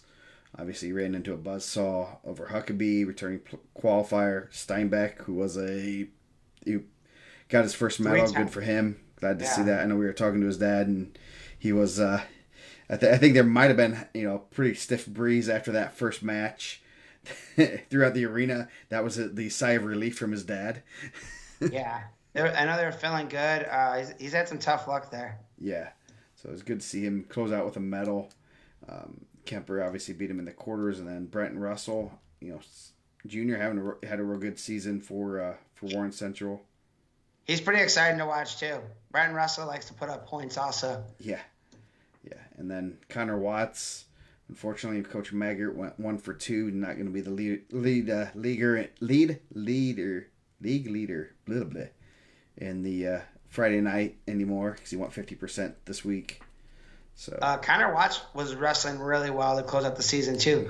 Schaefer had beat him at Al Smith, and then he majored him there. Yeah, I know, like in the ticket round, he went from I think getting majored to teching pleek. So yeah, not a bad showing. And then he wrestled a crazy match with Russell, but like I said, man, Russell loves to put up some points. You want to go see a guy that likes to score points, man? Go watch Russell. Yeah, yeah. So he's gonna be a fun one to watch next year. Obviously, we're going 57-65. So, it's gonna be interesting where, Center Grove. We've been trying to project where some of these lineups are getting. I know you're getting some of their information, and we're like, okay, where are these guys going? A lot of seniors here, but Wagner returns, Cameron Crisp, Huckabee, Levi Abbott, Brenton Russell returns. So interesting. It'll be interesting to see where these guys fall next year. Do they go up? Do they go back? Do they go down to 57? Yeah. So send your weights in now. I mean, we will hold it to you. 1 year in advance. Just tell me what you're thinking. Kemper over Russell. Farnell over Russell in the third and fourth place match. Merritt over Powell by fall. Merritt loves to throw. He's exciting to watch. AJ Steinbeck. And Merritt. Steinbeck had beat him at Team State. They went upper body. They were throwing out there. Put on a little Greco show. Merritt with the fall. And then Powell over Watts in the seventh place match. Sam Going, great interview at the end. I know last year he's like, I was stalling, went out there, he was not stalling this time. Takedown, cut him, takedown, turned him for 5, up 7-1, then pinned him in a minute 30. That was pretty good. Not a bad ending to a pretty good career in Indiana. He's going to stay in Indiana, which is exciting. Yeah, no, Sammy's a great kid, and it's fun to, he's like, hey guys, I wasn't stalling. You guys happy? Yeah. He grabbed the mic so they couldn't pull it away from him. I was like, oh man, this is good. Yes. When you see him start grabbing at the mic, you're like, all right, there's something funny is going to happen. Yeah. So, no, yeah, Sammy just loves to wrestle. That's the best thing about it, He's fun to watch and super nice kid, and obviously hope he does well at IU. I have some people I know there that are excited to get their hands on him and keep him going in the right direction. I know they were shouting out Lefevre. Lefevre must be a great recruiter, man. Everyone was loving him some Lefevre. I know he's a good guy. I mean, I think that's some kind of NIL deal or something he had. It's like, man, they're shouting out to you and what's going on here. So no, that's pretty cool. Not as much love for Angel, right? They said a couple of region guys, but like not as much Angel love, but they're giving Lefevre all the love, man. So. Hey, everyone likes them and Lefevre. Lefevre's a good people. Like. So 170, another a good weight class. This is one that there's a little bit some surprises here and there. Harden over Vasquez, a good Friday night match. Jaquan East looked real good this weekend. Yeah, I'm sad Jaquan East is a senior, honestly. yeah. He had a run it to third place finish. Busted some brackets, pinned Harden in the quarterfinals. Beat a really good Noah Terry. So yeah, he had a real good weekend. Cody Goodwin, he had a pretty good weekend. Going down, you got that Noah Klauser, Braxton Russell match. Shout out to Klauser, Russell on one leg. Man, putting it out for his team. I think I know they said afterwards that his knee was pretty banged up. I'm hoping that he has a quick recovery and he can come back next year. It'll be interesting to see what they do up top with Center Grove. They got some guys that they told to eat into some weight classes, and now they got to figure some stuff out. But for him, to go out there, busted up knee, I know, hearing at Mooresville was pretty bad, and then you hear kind of how bad it really was. Shout out to him for even getting to the state finals with that. Yeah, I mean, we weren't sure if he was going to wrestle, and he ends up punching a ticket, and, real close match to even possibly get to he was almost there Saturday. So Man, Johnny just got in. We already got past all the Newcastle, man. yeah, well, he's We got the said press Tyler rewind. Bryant won the whole weekend, man. Like coming out a star. So, yep, going down. The Duke Myers Jet Goldsberry match is really good. Goldsberry's going to be pretty tough. Yeah, freshman, Yeah, not bad. Both those guys will be back. and I did you say this on the show last year, or were we talking about this? I've talked to you so much the past week that I don't know if it was on the show or not. But there's a lot of really good young guys coming up right now in the bigger weights, which is going to be fun to see. There's some real good guys coming up. So, Goldsberry only a freshman, Myers a junior. So that should be interesting. Anthony Cashman ran it to the semifinals. He's only a junior, so a lot of good guys here. Carlos Perez Zachipia, 6'3", Cashman over him, and then Cashman 4'3". I heard Cashman likes to speak his mind. They told me he was speaking his mind on the award stand. I like that. It makes it a little spicy for next year. I like that though. Nice. Then Delaney Rollman, another one not getting paid by the hour, 25-second pin, and then I had a close one with Costello. I know they won that match at Al Smith, and both guys like to wrestle on the mat and like to punish your shoulders. So that's Costello's tough, man. He's mean. I like him. Only a sophomore. Yeah. So like I said, there's some good young guys here. Should be interesting to see. Then good win over East, and then Roman back on his pinning ways. And then the finals. I'll let you talk about the finals, and then I'll add some stuff. Man, everyone always told me like when Cody Goodwin was a kid that he was the best kid wrestler. That like one year he dominated Tulsa, and we were talking about it. I don't think we've had a ton of like young Tulsa champs. I'm sure someone could tell us how many, but he was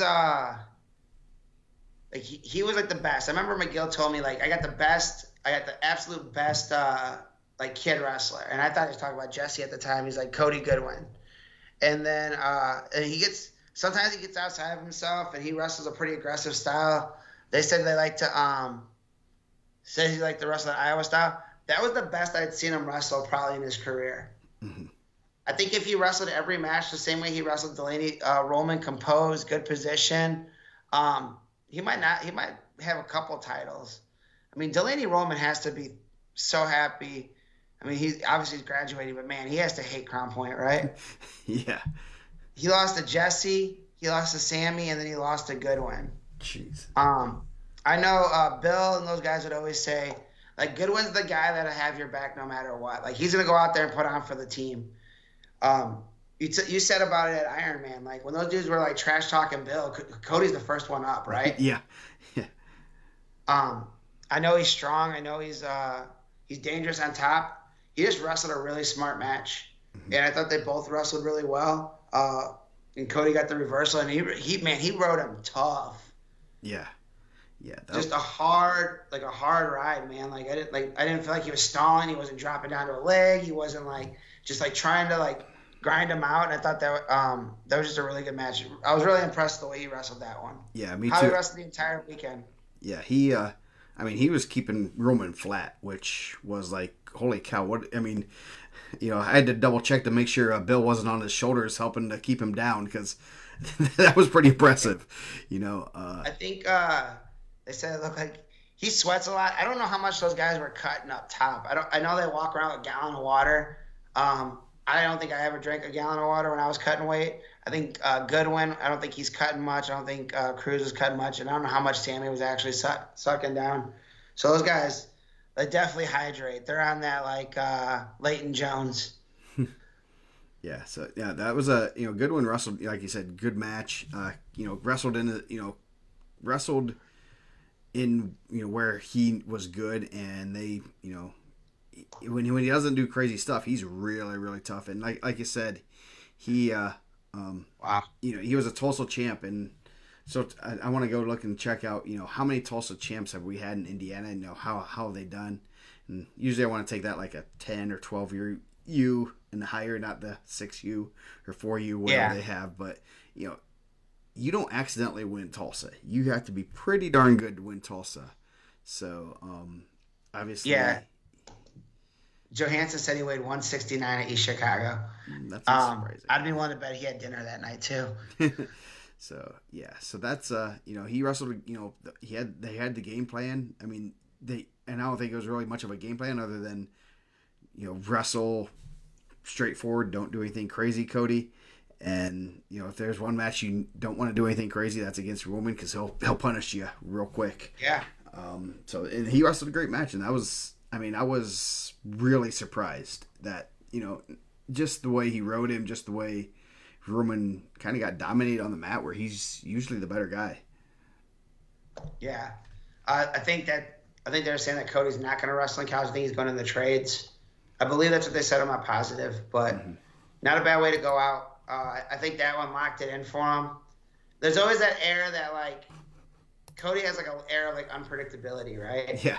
Like I think we said it after Sammy's like you locked it in. He's like I don't know, and it's like man, like Cody could like go out there and win you the match, or he could go out there and get DQ'd, kind of like a Carnahan. And he wrestles like he didn't wrestle a chippy style. I know there's some guys that's got him chippy before. I always think back to when we did that duel at Perry Meridian, and that match was getting wild. Yeah. He definitely wrestles an aggressive style. Like I said, the whole year I was looking forward to that Costello match. It wasn't as chippy as I thought it was, but Costello wrestles a good style on top, and he can be a little chippy. So I think those guys did a really good job. East over Cashman, the third and fourth place match. Costello by medical forfeit in the fifth place match. And Duke Myers, was that a semi-state championship match, rematch, 2-1 tiebreakers? Yeah, I believe so. So, yeah. Yeah, it would have been a rematch of the semifinals, probably. Let's see, who else would he have had to wrestle? Or East, I don't know who would have won there. But, yeah. So, going down 182. Man, Friday night. This is, another crazy one. Detweiler over Brewer. Brewer was up big and then just kind of fell apart, to say the least. Yeah.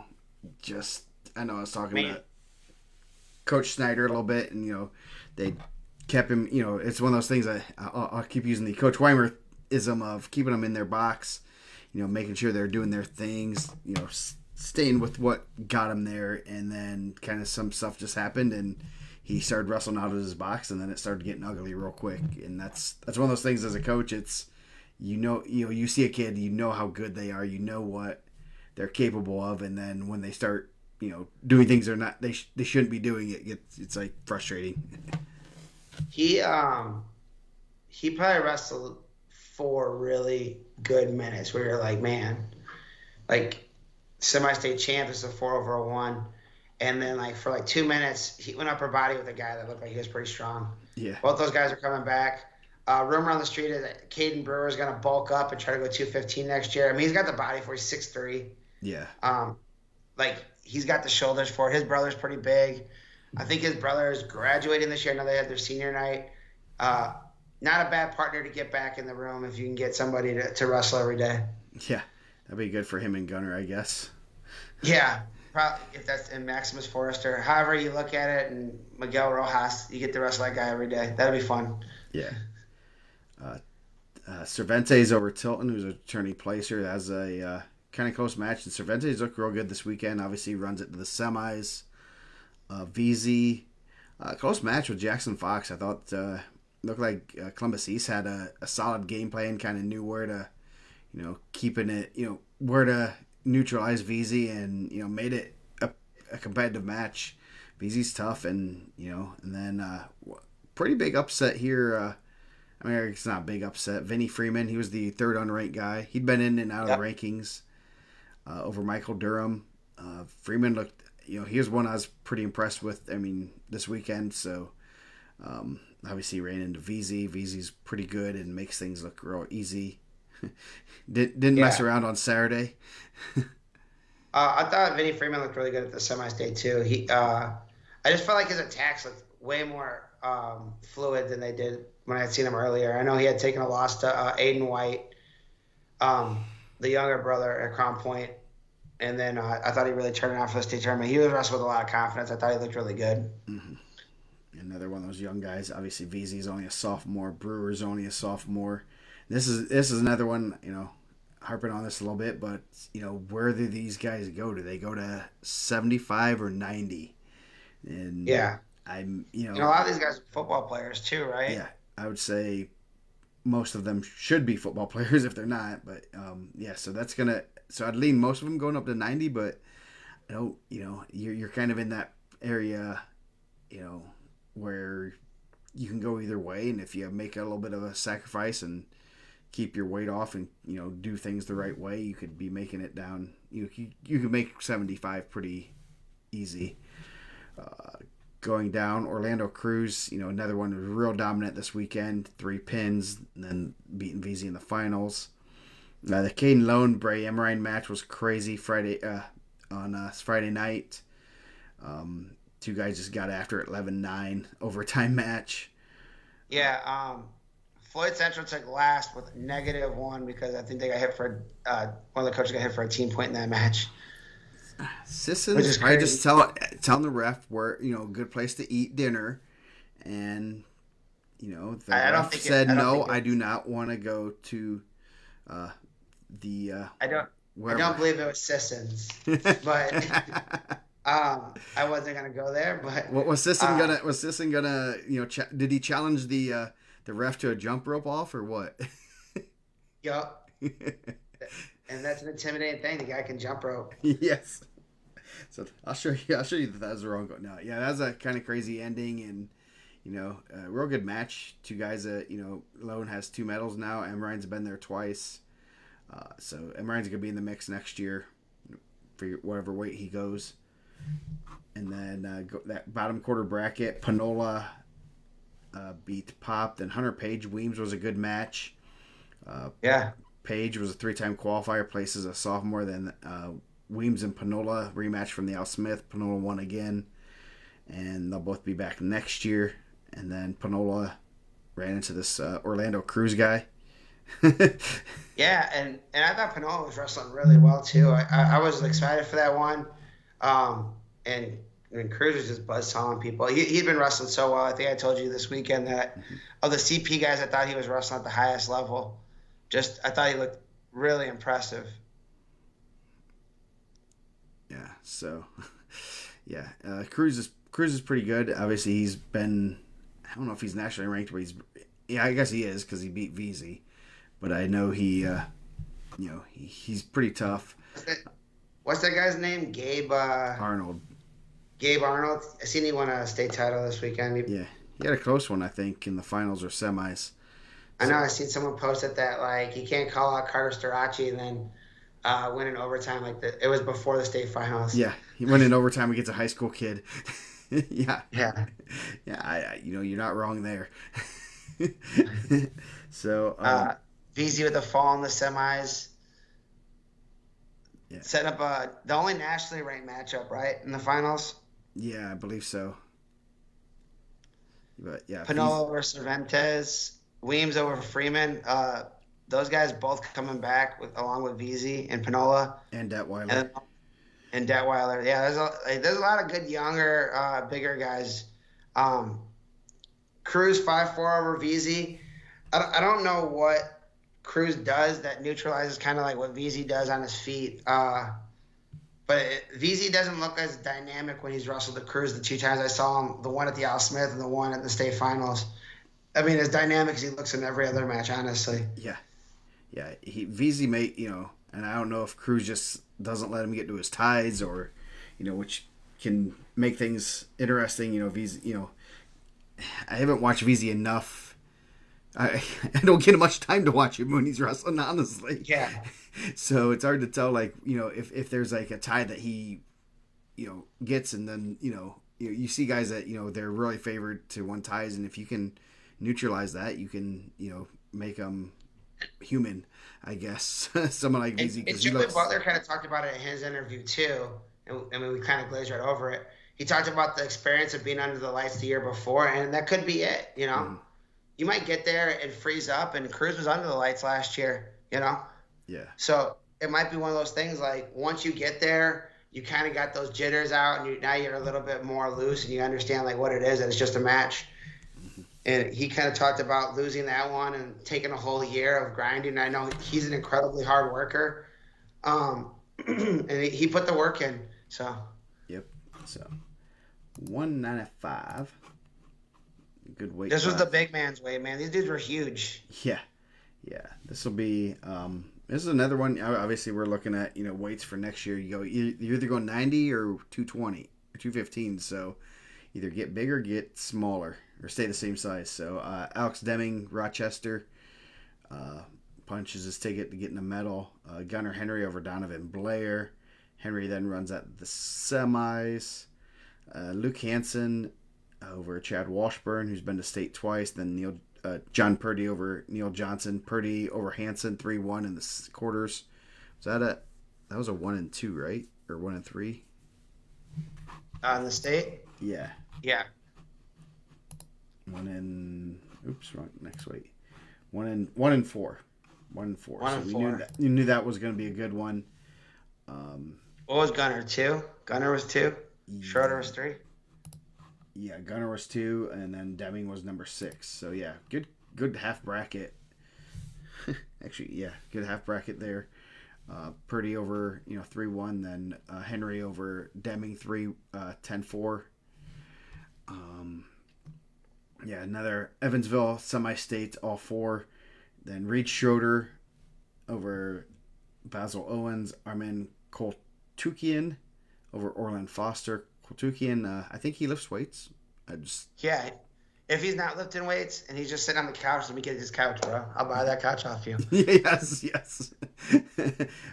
Yeah, he's pretty big, and when he does a blast double, you're gonna go down. Schrader had a real good day, good weekend, ends up 4th, and then McConnell and Christian Chavez Friday night was crazy.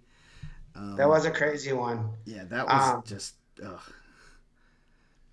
A lot of craziness in that one. I was surprised. Man, there was a lot of booze raining down. You feel for Chavez first loss rematch the Al Smith, but McConnell 40-4. Obviously, 2 of his losses were at the semi-state. One in the finals and one at the Al Smith. Probably not the 4 you want Friday night. No. He was a 4th, ran into the finals also. Center Grove's doing something right. Yeah. They're giving some motivational speeches and getting guys wrestling well at the right time. And we seen Christian Friday night. I didn't talk to him. I mean, that's probably not the conversation they want to have. He looked pretty down in the dumps, but I think like all these guys, this is just like a chapter in it. He's obviously going to go to Westwood. I think he's going to have a lot of success there. Yeah. So that was just a crazy match, and just like one of those that it just was one of those matches where you don't blame a ref or anything, because it's just you just don't know what's the right calls. What do? You don't want a ref inserting themselves in these matches. I would love for that match to have just been you go to overtime, turn off the clock, first one to get a takedown wins, and make it. I think being official, we always say with the catchers, like our catchers, like you can catch 200 pitches, right? You miss one and everyone's on you. Yeah. And that's like the truth. Like, oh man, I can't believe you had that pass ball. Like, oh yeah, you don't count with the other 199 I caught clean. Yeah. And I thought the officials did a really good job. And if you look back, you're like, there's 5 instances where I thought they were bad. Cool. There was probably 500 calls they had to make. Yeah. That's a pretty good percentage. I would like my chances there. I thought they did a good job. If you're on the Center Grove side, you probably thought that was a pretty well officiated match. Yeah. If you're from South Bend, you probably were in the disagreement with that. Yep. So I'd like to see the overtime go like how they have in college, where that first one on their feet's 2 minutes. I'd like to see that change to that. I think that would be. And I'd almost rather just go 2 minutes on your feet and then do the flip to see who gets the ultimate tiebreaker, because I don't think the tiebreakers, the reverse and top and bottom, really do much other than just add a minute to the match. So I would like to see a full 2 minutes in if not like the whole season. If you're trying to save time in the wrestlebacks, like why don't we do it at the state finals? Like add a minute to the first period. Yeah. Yeah. Like, I don't like the 1-2-2 and the wrestle back at the state finals. Those guys, I think they accomplished more. They deserve to have the full 6. Yeah. I I agree. bet he does love to wrestle. He was at Indy Nationals. I wish that was on track, because the track video, because I want to see the semifinal match with Higgins that I heard got real rowdy. Yeah. Yeah. So I heard that semifinals match was one of the rowdiest matches of the weekend. I left. I couldn't stay to 10 o'clock at night and watch Indy Nationals. But I want to see. I like to watch rowdy wrestling. So semifinals, Purdy. After that win over Hansen, Purdy looked real good this weekend. Great interview at the end.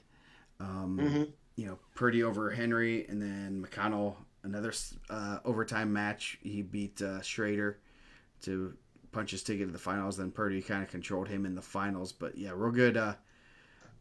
This is gonna be fun. It's gonna be fun to see where these guys go, because you still have Deming returning, Henry. I mean, man, we could reunite this Gunnar Henry VZ rivalry that's been going on probably their whole lives. Yeah.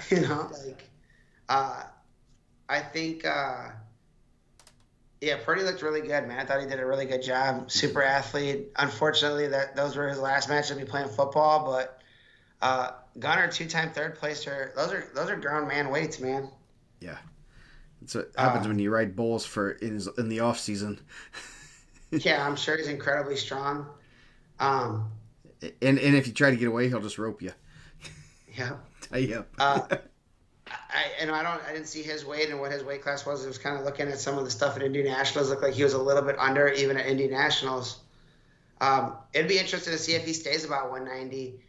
And I heard Brewer might jump to 215. Man, they're going to be pretty tough closing out. They're going to be tough to open, tough to close. Mm-hmm. Yeah. Brownsburg. We'll get into some of the team stuff at the end of this. Yep. No one wants to hear all the team ideas. 220. Tommy Morrow runs it to the semis. Devin Kendricks beats Keegan Martin 5-1, their third matchup. He's won 2 of them now. Will Clark. Tommy Morrow, I see there was a best hair. Tommy Morrow got to be in the mix, right? Yeah.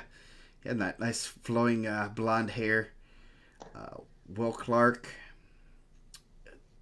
pretty dominant, pretty impressive. Austin Hastings, Brady Beck. Another close match. They wrestled 3 times. I think the first one was maybe a major, and then the next couple were 1-point matches. Julante Hinton gets on the podium with an overtime pin. He had a sweating in the Fort Wayne area. That top bracket with rankings had a bunch of ranked guys. I think Clark was 1, Beck was 2, Hastings might have been 4, Morrow might have been 3.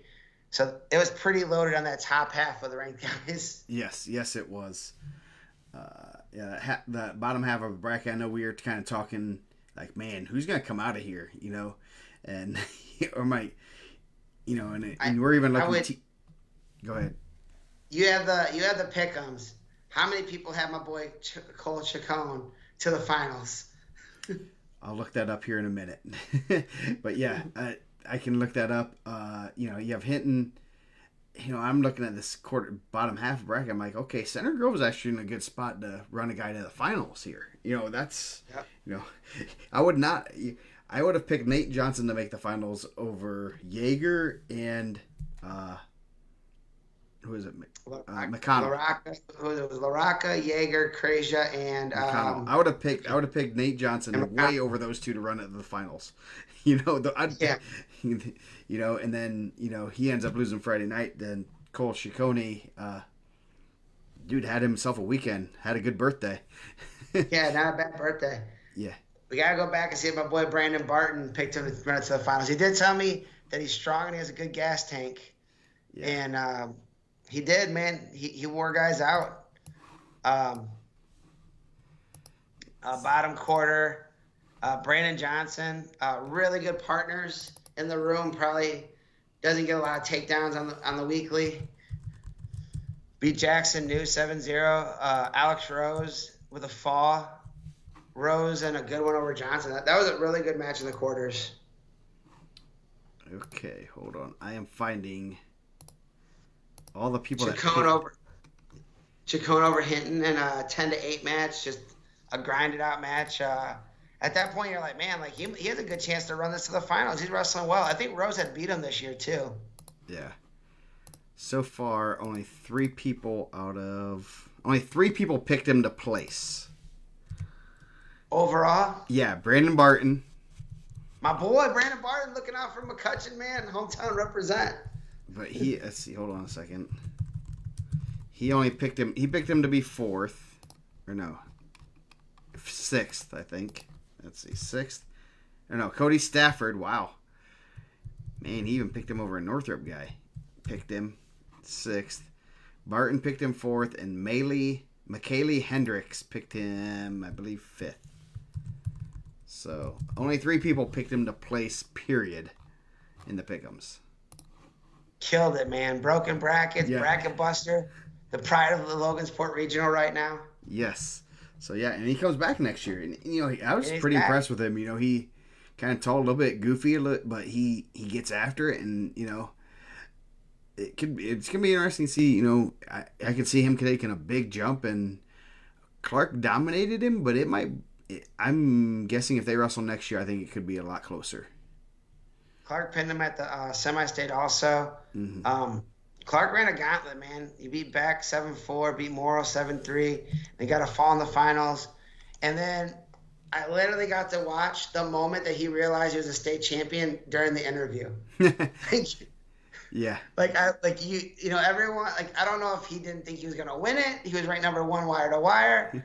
I thought, of a lot of the guys we see over the years, him and his brother have probably made the biggest jump. When they were telling me those guys were going to be really good, I was like, okay, I believe you guys, but I really didn't believe them. But those dudes got so good. A state champ, man. You literally saw the moment that he realized he won state on the big screen. Yeah. Yes. Yeah. No. It was pretty cool. Yeah. And they were slamming weights on President's Day. The guy that does their weight program, which I was talking to a couple administrators. It's like a course. I don't know if you guys have it like this, where it's like an athletes only lifting class. If you're an athlete, you have to take this class and you lift with their weightlifting coach. Something like that. I don't know. You get preference on getting in the class. At Carroll, you would get preference to getting in the class, but it wasn't mandatory. If you quit the sport, they drop you out of the class. Oh wow! And make you do writing about sports. So and maybe other schools have that. We didn't have that at Calumet. We had this thing called work release. I think that's what it was called. I think it's. No, you didn't sign up for that class or what? No, I didn't get that class. But those dudes were in there. Him and his brother were with the state championship trophy, and they're lifting weights on President's Day. So, consolations, Morrow gets third. Kendricks runs it to fifth. He'll be back, so will Beck. Hinton will be back. Hinton gets eighth. Johnson Brandon Johnson will be back. So you'll have 1, 2 Rose graduates, right? Yep. You have 2, 3, 4, 5, 6. 6 of the 8 placers coming back, which is pretty rare at this weight class. So yeah, not bad. We're gonna run this weight back again, and then we're probably gonna add a couple other guys from 95. So, I mean, I don't know if any of those guys were really pulling a lot of weight for 220, but 215, growing, I'd be willing to bet a lot of these guys are football players. Because we're about to talk heavyweight. There were some 220s that made that jump that had some success up at 220 or heavyweight. Yeah. So yeah, that's a good one. I mean, you still have, and plus you have. Bartozek, Keegan Martin coming back, Spencer Watson, Austin Hastings, Nate Johnson comes back. He's been to state twice. And then, so a lot of guys coming back here, which is kind of rare. Usually this is about 14 guys that are seniors. And so the big guys. Another one that we kind of had the top guys were on the top half of the bracket. Clark over Vanover. A little bit closer than kind of knew that might be kind of a close match. Vanover, I think Vanover almost put him to his back. Yeah, I think right off the bat he got first takedown and got him to the hip, right? Yeah. So Braden Jellison gets his 2nd state medal. He's a pretty big dude. Then Leighton Jones not he had dinner reservations on Friday night, so he wanted to get out of there. I thought that Franklin was gonna be Central. I thought getting that was in gonna be a really good match too. I thought I had marked that one down, and Leighton took him down, pinned him real quick. yeah, not messing around. Andrew Just, Franklin Central. They turn out heavyweights. There's And something. Hawaiian shirts. Yeah. Yes. Yeah. So then Jones beat Just. Clark over Jellison. Don Burgett had a real good weekend. He put in a lot of time in the off season. Good to see it. That stuff pays off. Then Aramis McNutt over Chandler Shot to get you some more tacos. Yeah. McNutt, I know you were hyping him up pretty good, so I did pick him. So I was gonna be very mad at you if he did not win. But yeah, he was pretty impressive. Yeah, I think seeing him at the semi-state, I was like, it's hard to like duplicate people that move like that at that weight. And then talking to some of their coaches, I know they said that he's incredibly strong too, and he's out there having a good time. He looks like he's having a lot of fun out on the mat. Yeah, and that match with him and Burgett, it looked like he kind of hit his head, early on and gave up like 5, and then I think it was 5. It was either 4 or 5. I think he had a 4 out the bat. Like, it was 5, yeah. So cracked his jaw right out the bat. Like he went to go reach first base, went to it back, and I was like, he's gonna get pinned, and then he kind of fought, and then ended up losing 6-2. Yeah, so he's gonna be one that's gonna be in the mix next year, and then going down Broadwell over the Pride of Muncie, Titus Walters. I think that was a really just weird match. I think Broadwell's kind of big and strong, not a good matchup for Waters, and I think Waters kind of tired himself out by shooting a lot, and he'd had a lot of success doing that, so 147 matches doing that kind of stuff, and kind of ran into a pretty good guy there. Then Kelton Farmer, Jordan Cree battle state qualifiers.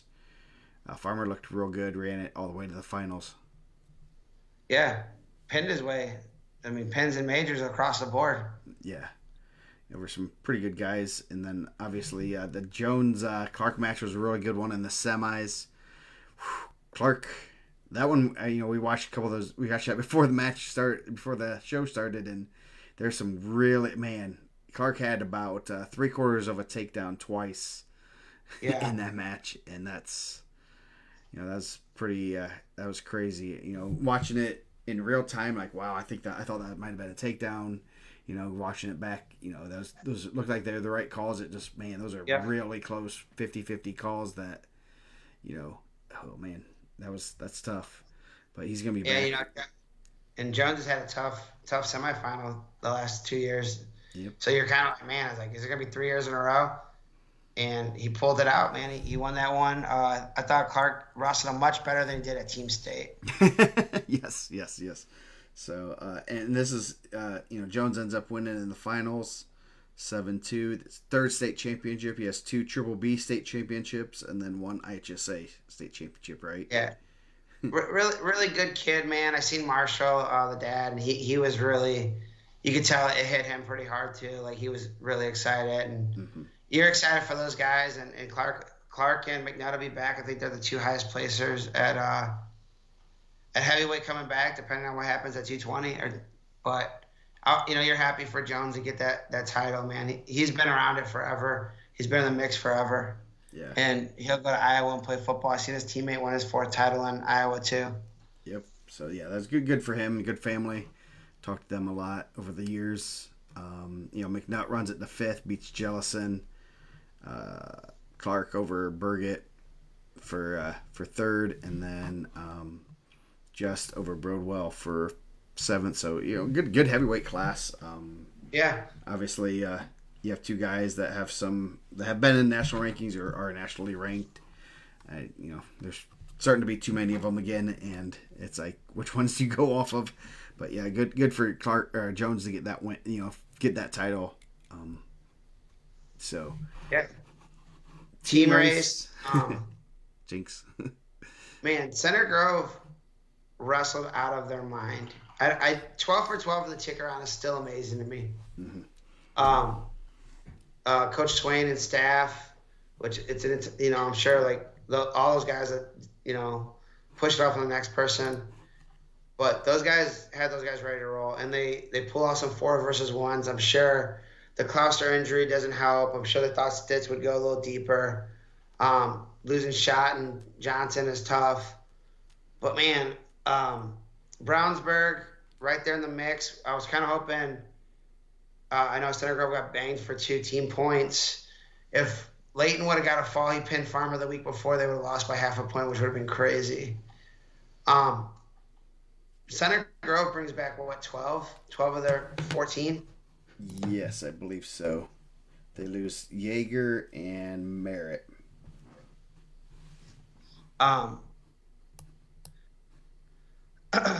Brownsburg returns most of their lineup. They run 6, 13, 20, 26, 32, 38's back, 45's back. They lose Layton. They got a pretty good backup heavyweight. I know he was injured this year. And Maximus Forrester. Brewer and Gunner's back. They're going to add a guy. And Miguel Rojas. It's going to be really good. They were right in the mix. There was a really cool stat. And I talk to these guys, and I think it's incredibly tough. No one would have blamed Logan Frazier and Anthony Ball for not going back out. Ball deal with injuries. I know he had some pretty serious health stuff that's not stuff you can tape up. It's well documented. We talked about it the entire show. Mm-hmm. And you've seen guys lose big matches and not go back out. And I thought it took a lot of guts for those guys to go back out and put it on for their team. Crown Point closed 9-0 in the wrestlebacks and the championship matches. True. Haney won his match in 7th and 8th. Gendress won the 5th and 6th. Frazier won the 3rd and 4th. Ball won the 3rd and 4th. Sammy got a win. Goodwin got a win. Cruz got a win. Clark got a fall. Big Clark won his match. That's pretty amazing. Yeah, that's a tight team race. You go 9-0, and Will gets bonus. Sammy gets bonus. It's pretty crazy. When you look back at it, because it's incredibly difficult. We've been in enough state finals to know that sometimes guys just don't go back out. You've seen guys forfeit to 7th or 8th in the past. Hey, I'm done. Or even if I'm sure Logan Frazier did not want to go back out there. Yeah. Or even if they do go out there, they are a shell of themselves. That's a tough round. It's a tough round to wrestle after, you wanted to be under the lights. You wanted to do, especially someone like Logan, that was tough. I know that was more mentally tough just to go out there and show your face again in public and go out there and wrestle. And that's tough. And, seniors, you get a lot of weird results in those consolation matches. You do that at NCAAs and stuff. If your team's not involved or anything, you just get some weird results, and they kind of screw with the rankings a little bit when say Logan's coming back and he loses to a guy that he's better than. It's oh crap! Now I got to put this guy over him because he won. I mean, he won that last match, and that's an important match. So that good for them to go out there and that takes there's some pride. Internal pride that you go out there and you got to, and then that's what it's for. It's not for any, obviously they had some they had to seal the team win, but it still was, there's some pride in there for that. It made it a lot tougher for Center Grove. I think we were trying to do the math. After that, the consolation round, Center Grove would have to kill it and get bonus to close it out. Yeah. We put 3 teams over the old record. Yeah. It's pretty impressive. In 2 parts, there's probably a part of you that's man, that's really crazy. There's 3 really strong teams. The other part is man, there's 3 really strong teams, and everyone else is kind of playing catch up. Yeah. It'll be interesting to flip it now, right? Crown Point's kind of been the hunted the last 2 years. Now they'll have to kind of reload and become man, Brandon Barnes here. We just gave him the biggest shout out ever. Yeah. You're one of only 3 to pick Ciccone to win on Friday night. We gave you so much praise, man.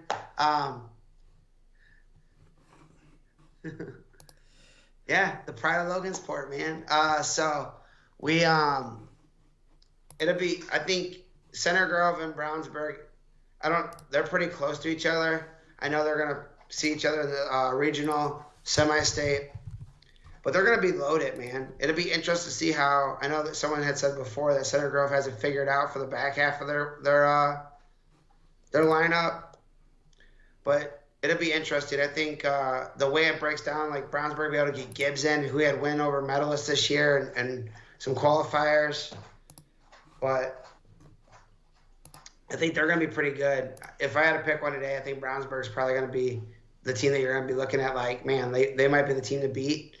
But I think Crown Point's got some guys coming in too that are going to be there. You figure Reinhardt. They had like the worst case scenario across the board, right? Yeah. Like off the top, you lose Rhian Murphy, who's a nationally ranked female wrestler. You lose Landon Hawkins, who's pretty good. I would say he's pretty good. Yeah. He doesn't lose a lot in Indiana. He lost to Frazier, and he lost his last Indiana loss before that was Hockaday when he was a sixth grader. You lose Reinhardt to the scale, who's a returning medalist, nationally ranked. You lose your defending state champ in the semis. You lose a runner-up in the quarters. You get two of your wins reversed on a Friday night, and you're still able to pull out the dub. That's pretty impressive. Yeah, and they're 11 points away from last year's record, which I'm still trying to figure out how they got that close. Yeah, like there's so many different things that could have went against them that it's like, man, you guys need to go burn some Santo Paulo, get the bad juju off, whatever Center Grove did to get all that good juju.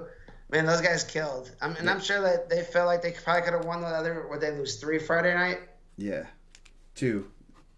They lost 4, 2. right? They lost 4 Friday night. Center Grove did? Yeah, Center Grove did. Here's what's really crazy. Crown Point's still a placer and state champ better than both those teams right now. That's crazy.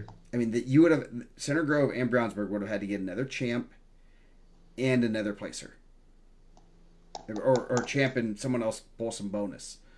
Get another couple. I mean, because basically a champ. I'll just say, what's Sammy? Sammy got 28.5 points. They were 36 more than Center Grove, 37.5 better than.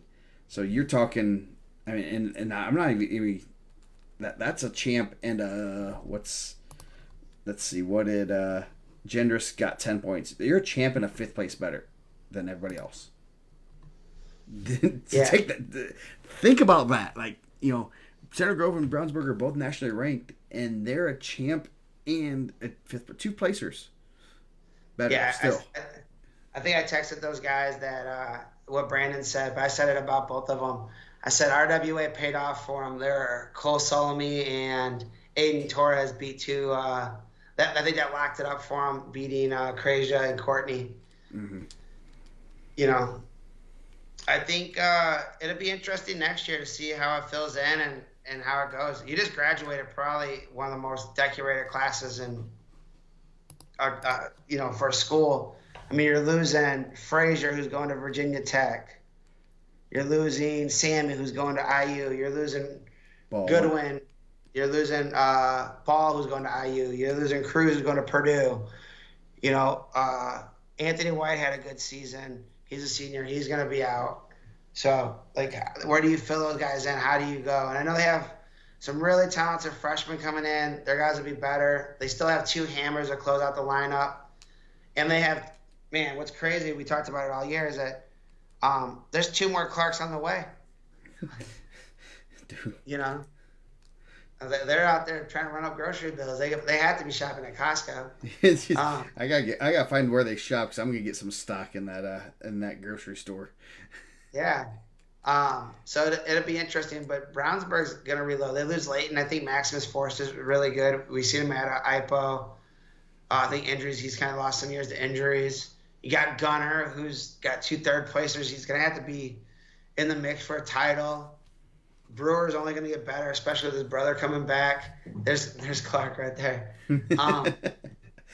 Dickman's a Guess. returning champ. Hackaday's a returning champ. Haynes got 2 medals now. He's going to be going for his senior year. Ison's a returning runner-up. It's going to be interesting. I think Parker Reynolds, once he gets past some of his medical stuff that he has going, I hope they can figure that out. He's incredibly talented. I don't think that those teams are going anywhere. Yeah. Like, is there a fourth team that could come out and maybe go with them? I know there was a long run-on post about Penn. But Penn is going to have some talent. They have some guys returning. I think Freeman's going to be really good. I think Angelo Vargo is really good. Little Harper is going to be really good. But Yeah. I So believe Joe, that. send me a DM where you guys shop. I want to retire before I'm like 80. So this might be I might be able to retire in a couple of years if I know where you guys shop. Those guys are really good. So, I thought Maryville wrestled really well. Yeah. I thought they wrestled well the tick around. They were right outside. The scores for the team state came up. You got your 6 in the 4A, your 6 in the 3A, so you're going to have 2 vote-ins. It's interesting. I thought Warren Central wrestled really well. They're going to bring some medals back. Mm-hmm. It's just like right in the mix, like who's going to be the guy that's going to come in and knock on the door for those guys, Yeah. Is it anyone that's close right now? Yeah. Yeah, Cathedral. It'll be interesting because I think they used to pull a lot from that Center Grove pool, and those guys are not staying home. Mm-hmm. Like I think there was a lot of guys that got medals at Cathedral that were Center Grove kids for a long time. Yeah. Center Grove's keeping those guys home now. So that's gonna be interesting. There's a lot of teams. Center Grove football probably helps with that, right? Yeah. Center Grove has a decent football team from what I saw in one game I watched. Yeah. But I mean, it used to be Cathedral. Like if you went to go win a state championship, you would go to Cathedral, right? When Warren Central was winning football a lot, but now Center Grove's winning, you don't really have to leave. Yeah. So the team state they're doing 2 votes. The last 2 are going to be voted on in December, and I know we were talking about this a little bit. I mean, we met Malign this weekend. Met Malign, first time at the state finals in 15 years, he said. Yeah, so that's pretty cool. Dude's super interesting. Love to just talk to him about things outside wrestling. Some really cool things that he's doing that is way beyond, wrestling and stuff. So it's really cool that that he has time to get back to wrestling. Had a lot of good. We end up having dinner with him and Dane. I'm sure finagled something with some kind of scoring for the Jay County Regional. I don't know, but he did sit at our table. So, but it was really good, meeting him and talking to him. We got the final scores. I believe those are the final. So the top 6, the ones that are highlighted are invited, and then they're going to do the 2 votes in December. I think that was kind of I think that's a good thing, and that way we're not. I know you were in on it in the spring. That's kind of one of those things that I think having them both in the winter is fine. Jake says they got some big summer plans. Are you going to the beach, bud? They're going to get on that Jake Hockaday gunning down champions diet. Yes. Yeah, so kind of curious to see how those. I've heard some things about Disney. I don't want to release it until it's officially official, but I know they'll be going to Disney, but possibly in a different division, is what I have gathered from talking to a few people. So you guys can figure that out. You didn't hear that from me, though. It's not official. The Team State, back to Team State result things. So it's going to be interesting to see how those, there's a lot of really close scores, and, we're trying to hash it out, and like, how's this team over this team? And it's like, I don't know. Well, I think that it's good for the conversation. Yeah. But you have a team like Mater Dei on the outside looking in right now. Mm-hmm. And I know they have some really good freshmen that are supposed to be coming in. We'll talk more about the freshmen on the award show. Yep, we'll be doing an award show next week. I am planning on sending out the ballots for the girls and guys Gorilla Awards. I was gonna try to do it today. I'll try to do it tomorrow. I'm kind of interested in the Mr. Gorilla Award. It's only for seniors, so I don't care that you think so and so is a great wrestler. Sorry, Jake, you're not gonna get it this year. Keep doing good things and you'll be getting it. But it's I one of think those you're on good things. trajectory to win it for your senior year, though. Yeah, yeah, yeah.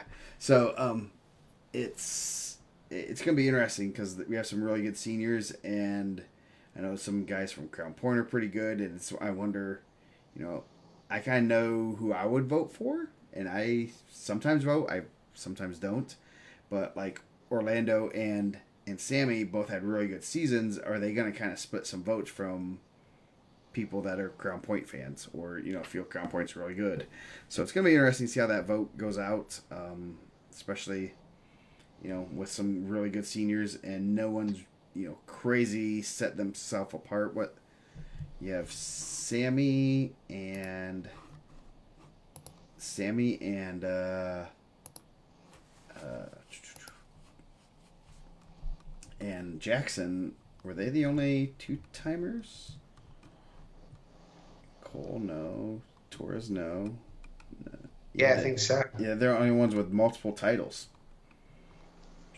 Outside So, of Jake Hockaday, he has two. well, yeah, seniors wise.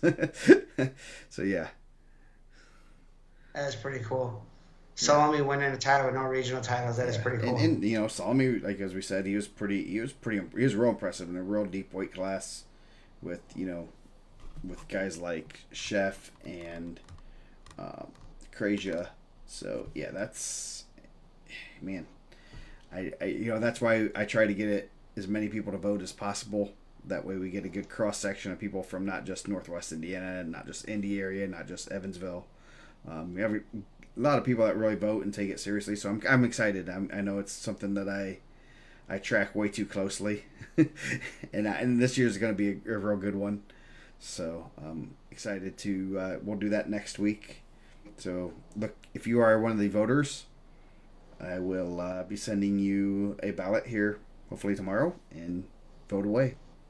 I always try to be the first person to vote in. Do we should we do like the Hall of Fame and make it a public ballot so everyone gets to see? I'd publicize my ballot. I'm always pretty confident how I vote. Yeah, I don't know if mine's always like how everyone else votes. He yeah, was a senior also. Caleb was a senior. yeah. So who are you gonna? Do you mind? Do you know who you're gonna vote for yet, or? Yeah, I think I'm going Sammy going number one. Yeah, that's I mean, and that's a hard one because I mean, all these guys like Torres, Lowry, Sammy, uh, all these guys are like super good kids, and something cool about what we do is we get to know these people Yeah. on a different level, and Purdy, I know you've talked to the family and stuff a lot, and seeing him when get that title, that's pretty cool. Obviously, some other it's just like, oh man, who do you? That's the hardest part is we've gotten to know a lot of these people, these kids, and these families, and it's like, man, they're such good people. Joey had a great run, and obviously Big Joe's a big fan, and it's like, oh man, I just want to I want to vote for everybody. So. Write in vote Sergio Lemley or what? I don't. I think he can't. He has to win the Illinois Mr. Matman award or whatever they have, if they have one. I guarantee this trophy's not as cool. He man, he had to run a gauntlet over there, right? Yeah, yeah. And they said he had to beat Vincent Robinson. Not who was the first one he beat? Not Nasir Bailey. What's the other? Vincent Robinson. Dude? Vincent Robinson. He had to beat Vincent Robinson in the semis, who he beat for a title last year. And then he had to beat Will Basinger for a title. I thought he was nationally ranked. I thought he was too. And then we were talking to some people this weekend, and it's like they were talking about the seeding, and they seed it based on like a returning placement, number of wins. Like the one guy had like 50 wins or something, and so you get like half a point for every win. So he ended up getting so it ended up being, I think Sergio was the 3 seed technically, which is weird. And then that put the other guy on the other side, so he had Bailey. So that's kind of weird. I mean, I whoa, what happened there? Even like you can go on Twitter and see like the ride outs. There's a pretty stiff mat return, I would say. Yeah. Yeah, so that was really weird, their seating stuff, and I'd love to know a little bit more. I don't know if I would like it. I don't know. I think we could. I like Ohio's way of seating is they separate the champions based on previous accomplishments. Like if there's two champions, they're one and two, and if there's a third placer, he's the three or whatever. Kind of do something like that. That they kind of separate the semi-state champions. I think that'd be a cool thing to do, but I highly doubt Indiana will ever do that. Unfortunately. Yeah, they should though. Yeah. Get some independent arbiters. Yeah. I mean, all you have to do is maybe seat at the Al Smith pretty well. Yeah. I mean, they did. They did. I mean, they did do something kind of crazy with that reseeding or redrawing of the semi-states, where they had the four teams. I didn't realize it was just they took the North regionals and then the four winners there, and then shuffled them up and drew them out, and then did that for the South for basketball. So I thought that was kind of interesting to do. So maybe they might think outside the box and do that again. How many do we have to do for Mr. Gorilla? How many votes do you do? 5, I believe. All right, I think I got my 5 now. Okay. How to write it up. So, anyway, we will be back next Tuesday with our awards show. Well, should we dress up and wear like tuxes and? I don't want to tux. I hope not. I did dress nice. I tried to outdress Ratliff for the IHSWCA thing. I went cardigan. He went sports jacket. So. Yeah. So we'll just we won't dress up. We need to get like that gorilla suit, like the gorilla. I've seen like gorilla suits, like a suit with like gorillas on it. So maybe we should get some of those for our award shows. Yeah. So anyway, we will be back next Tuesday and give out awards and any other. Maybe talk a little bit about lineups, kind of some lineups. So if you have your lineups that we will hold it to you. If Swain, if you say McConnell's going 190 and he ends up at 215, you'll just be banned from the site. No, I'm kidding. So we'll talk a little bit about lineups, kind of things we're hearing, seeing. It should be interesting to see how those three teams are going to reload, and it'll be fun. So we will be back next Tuesday. So have a great week.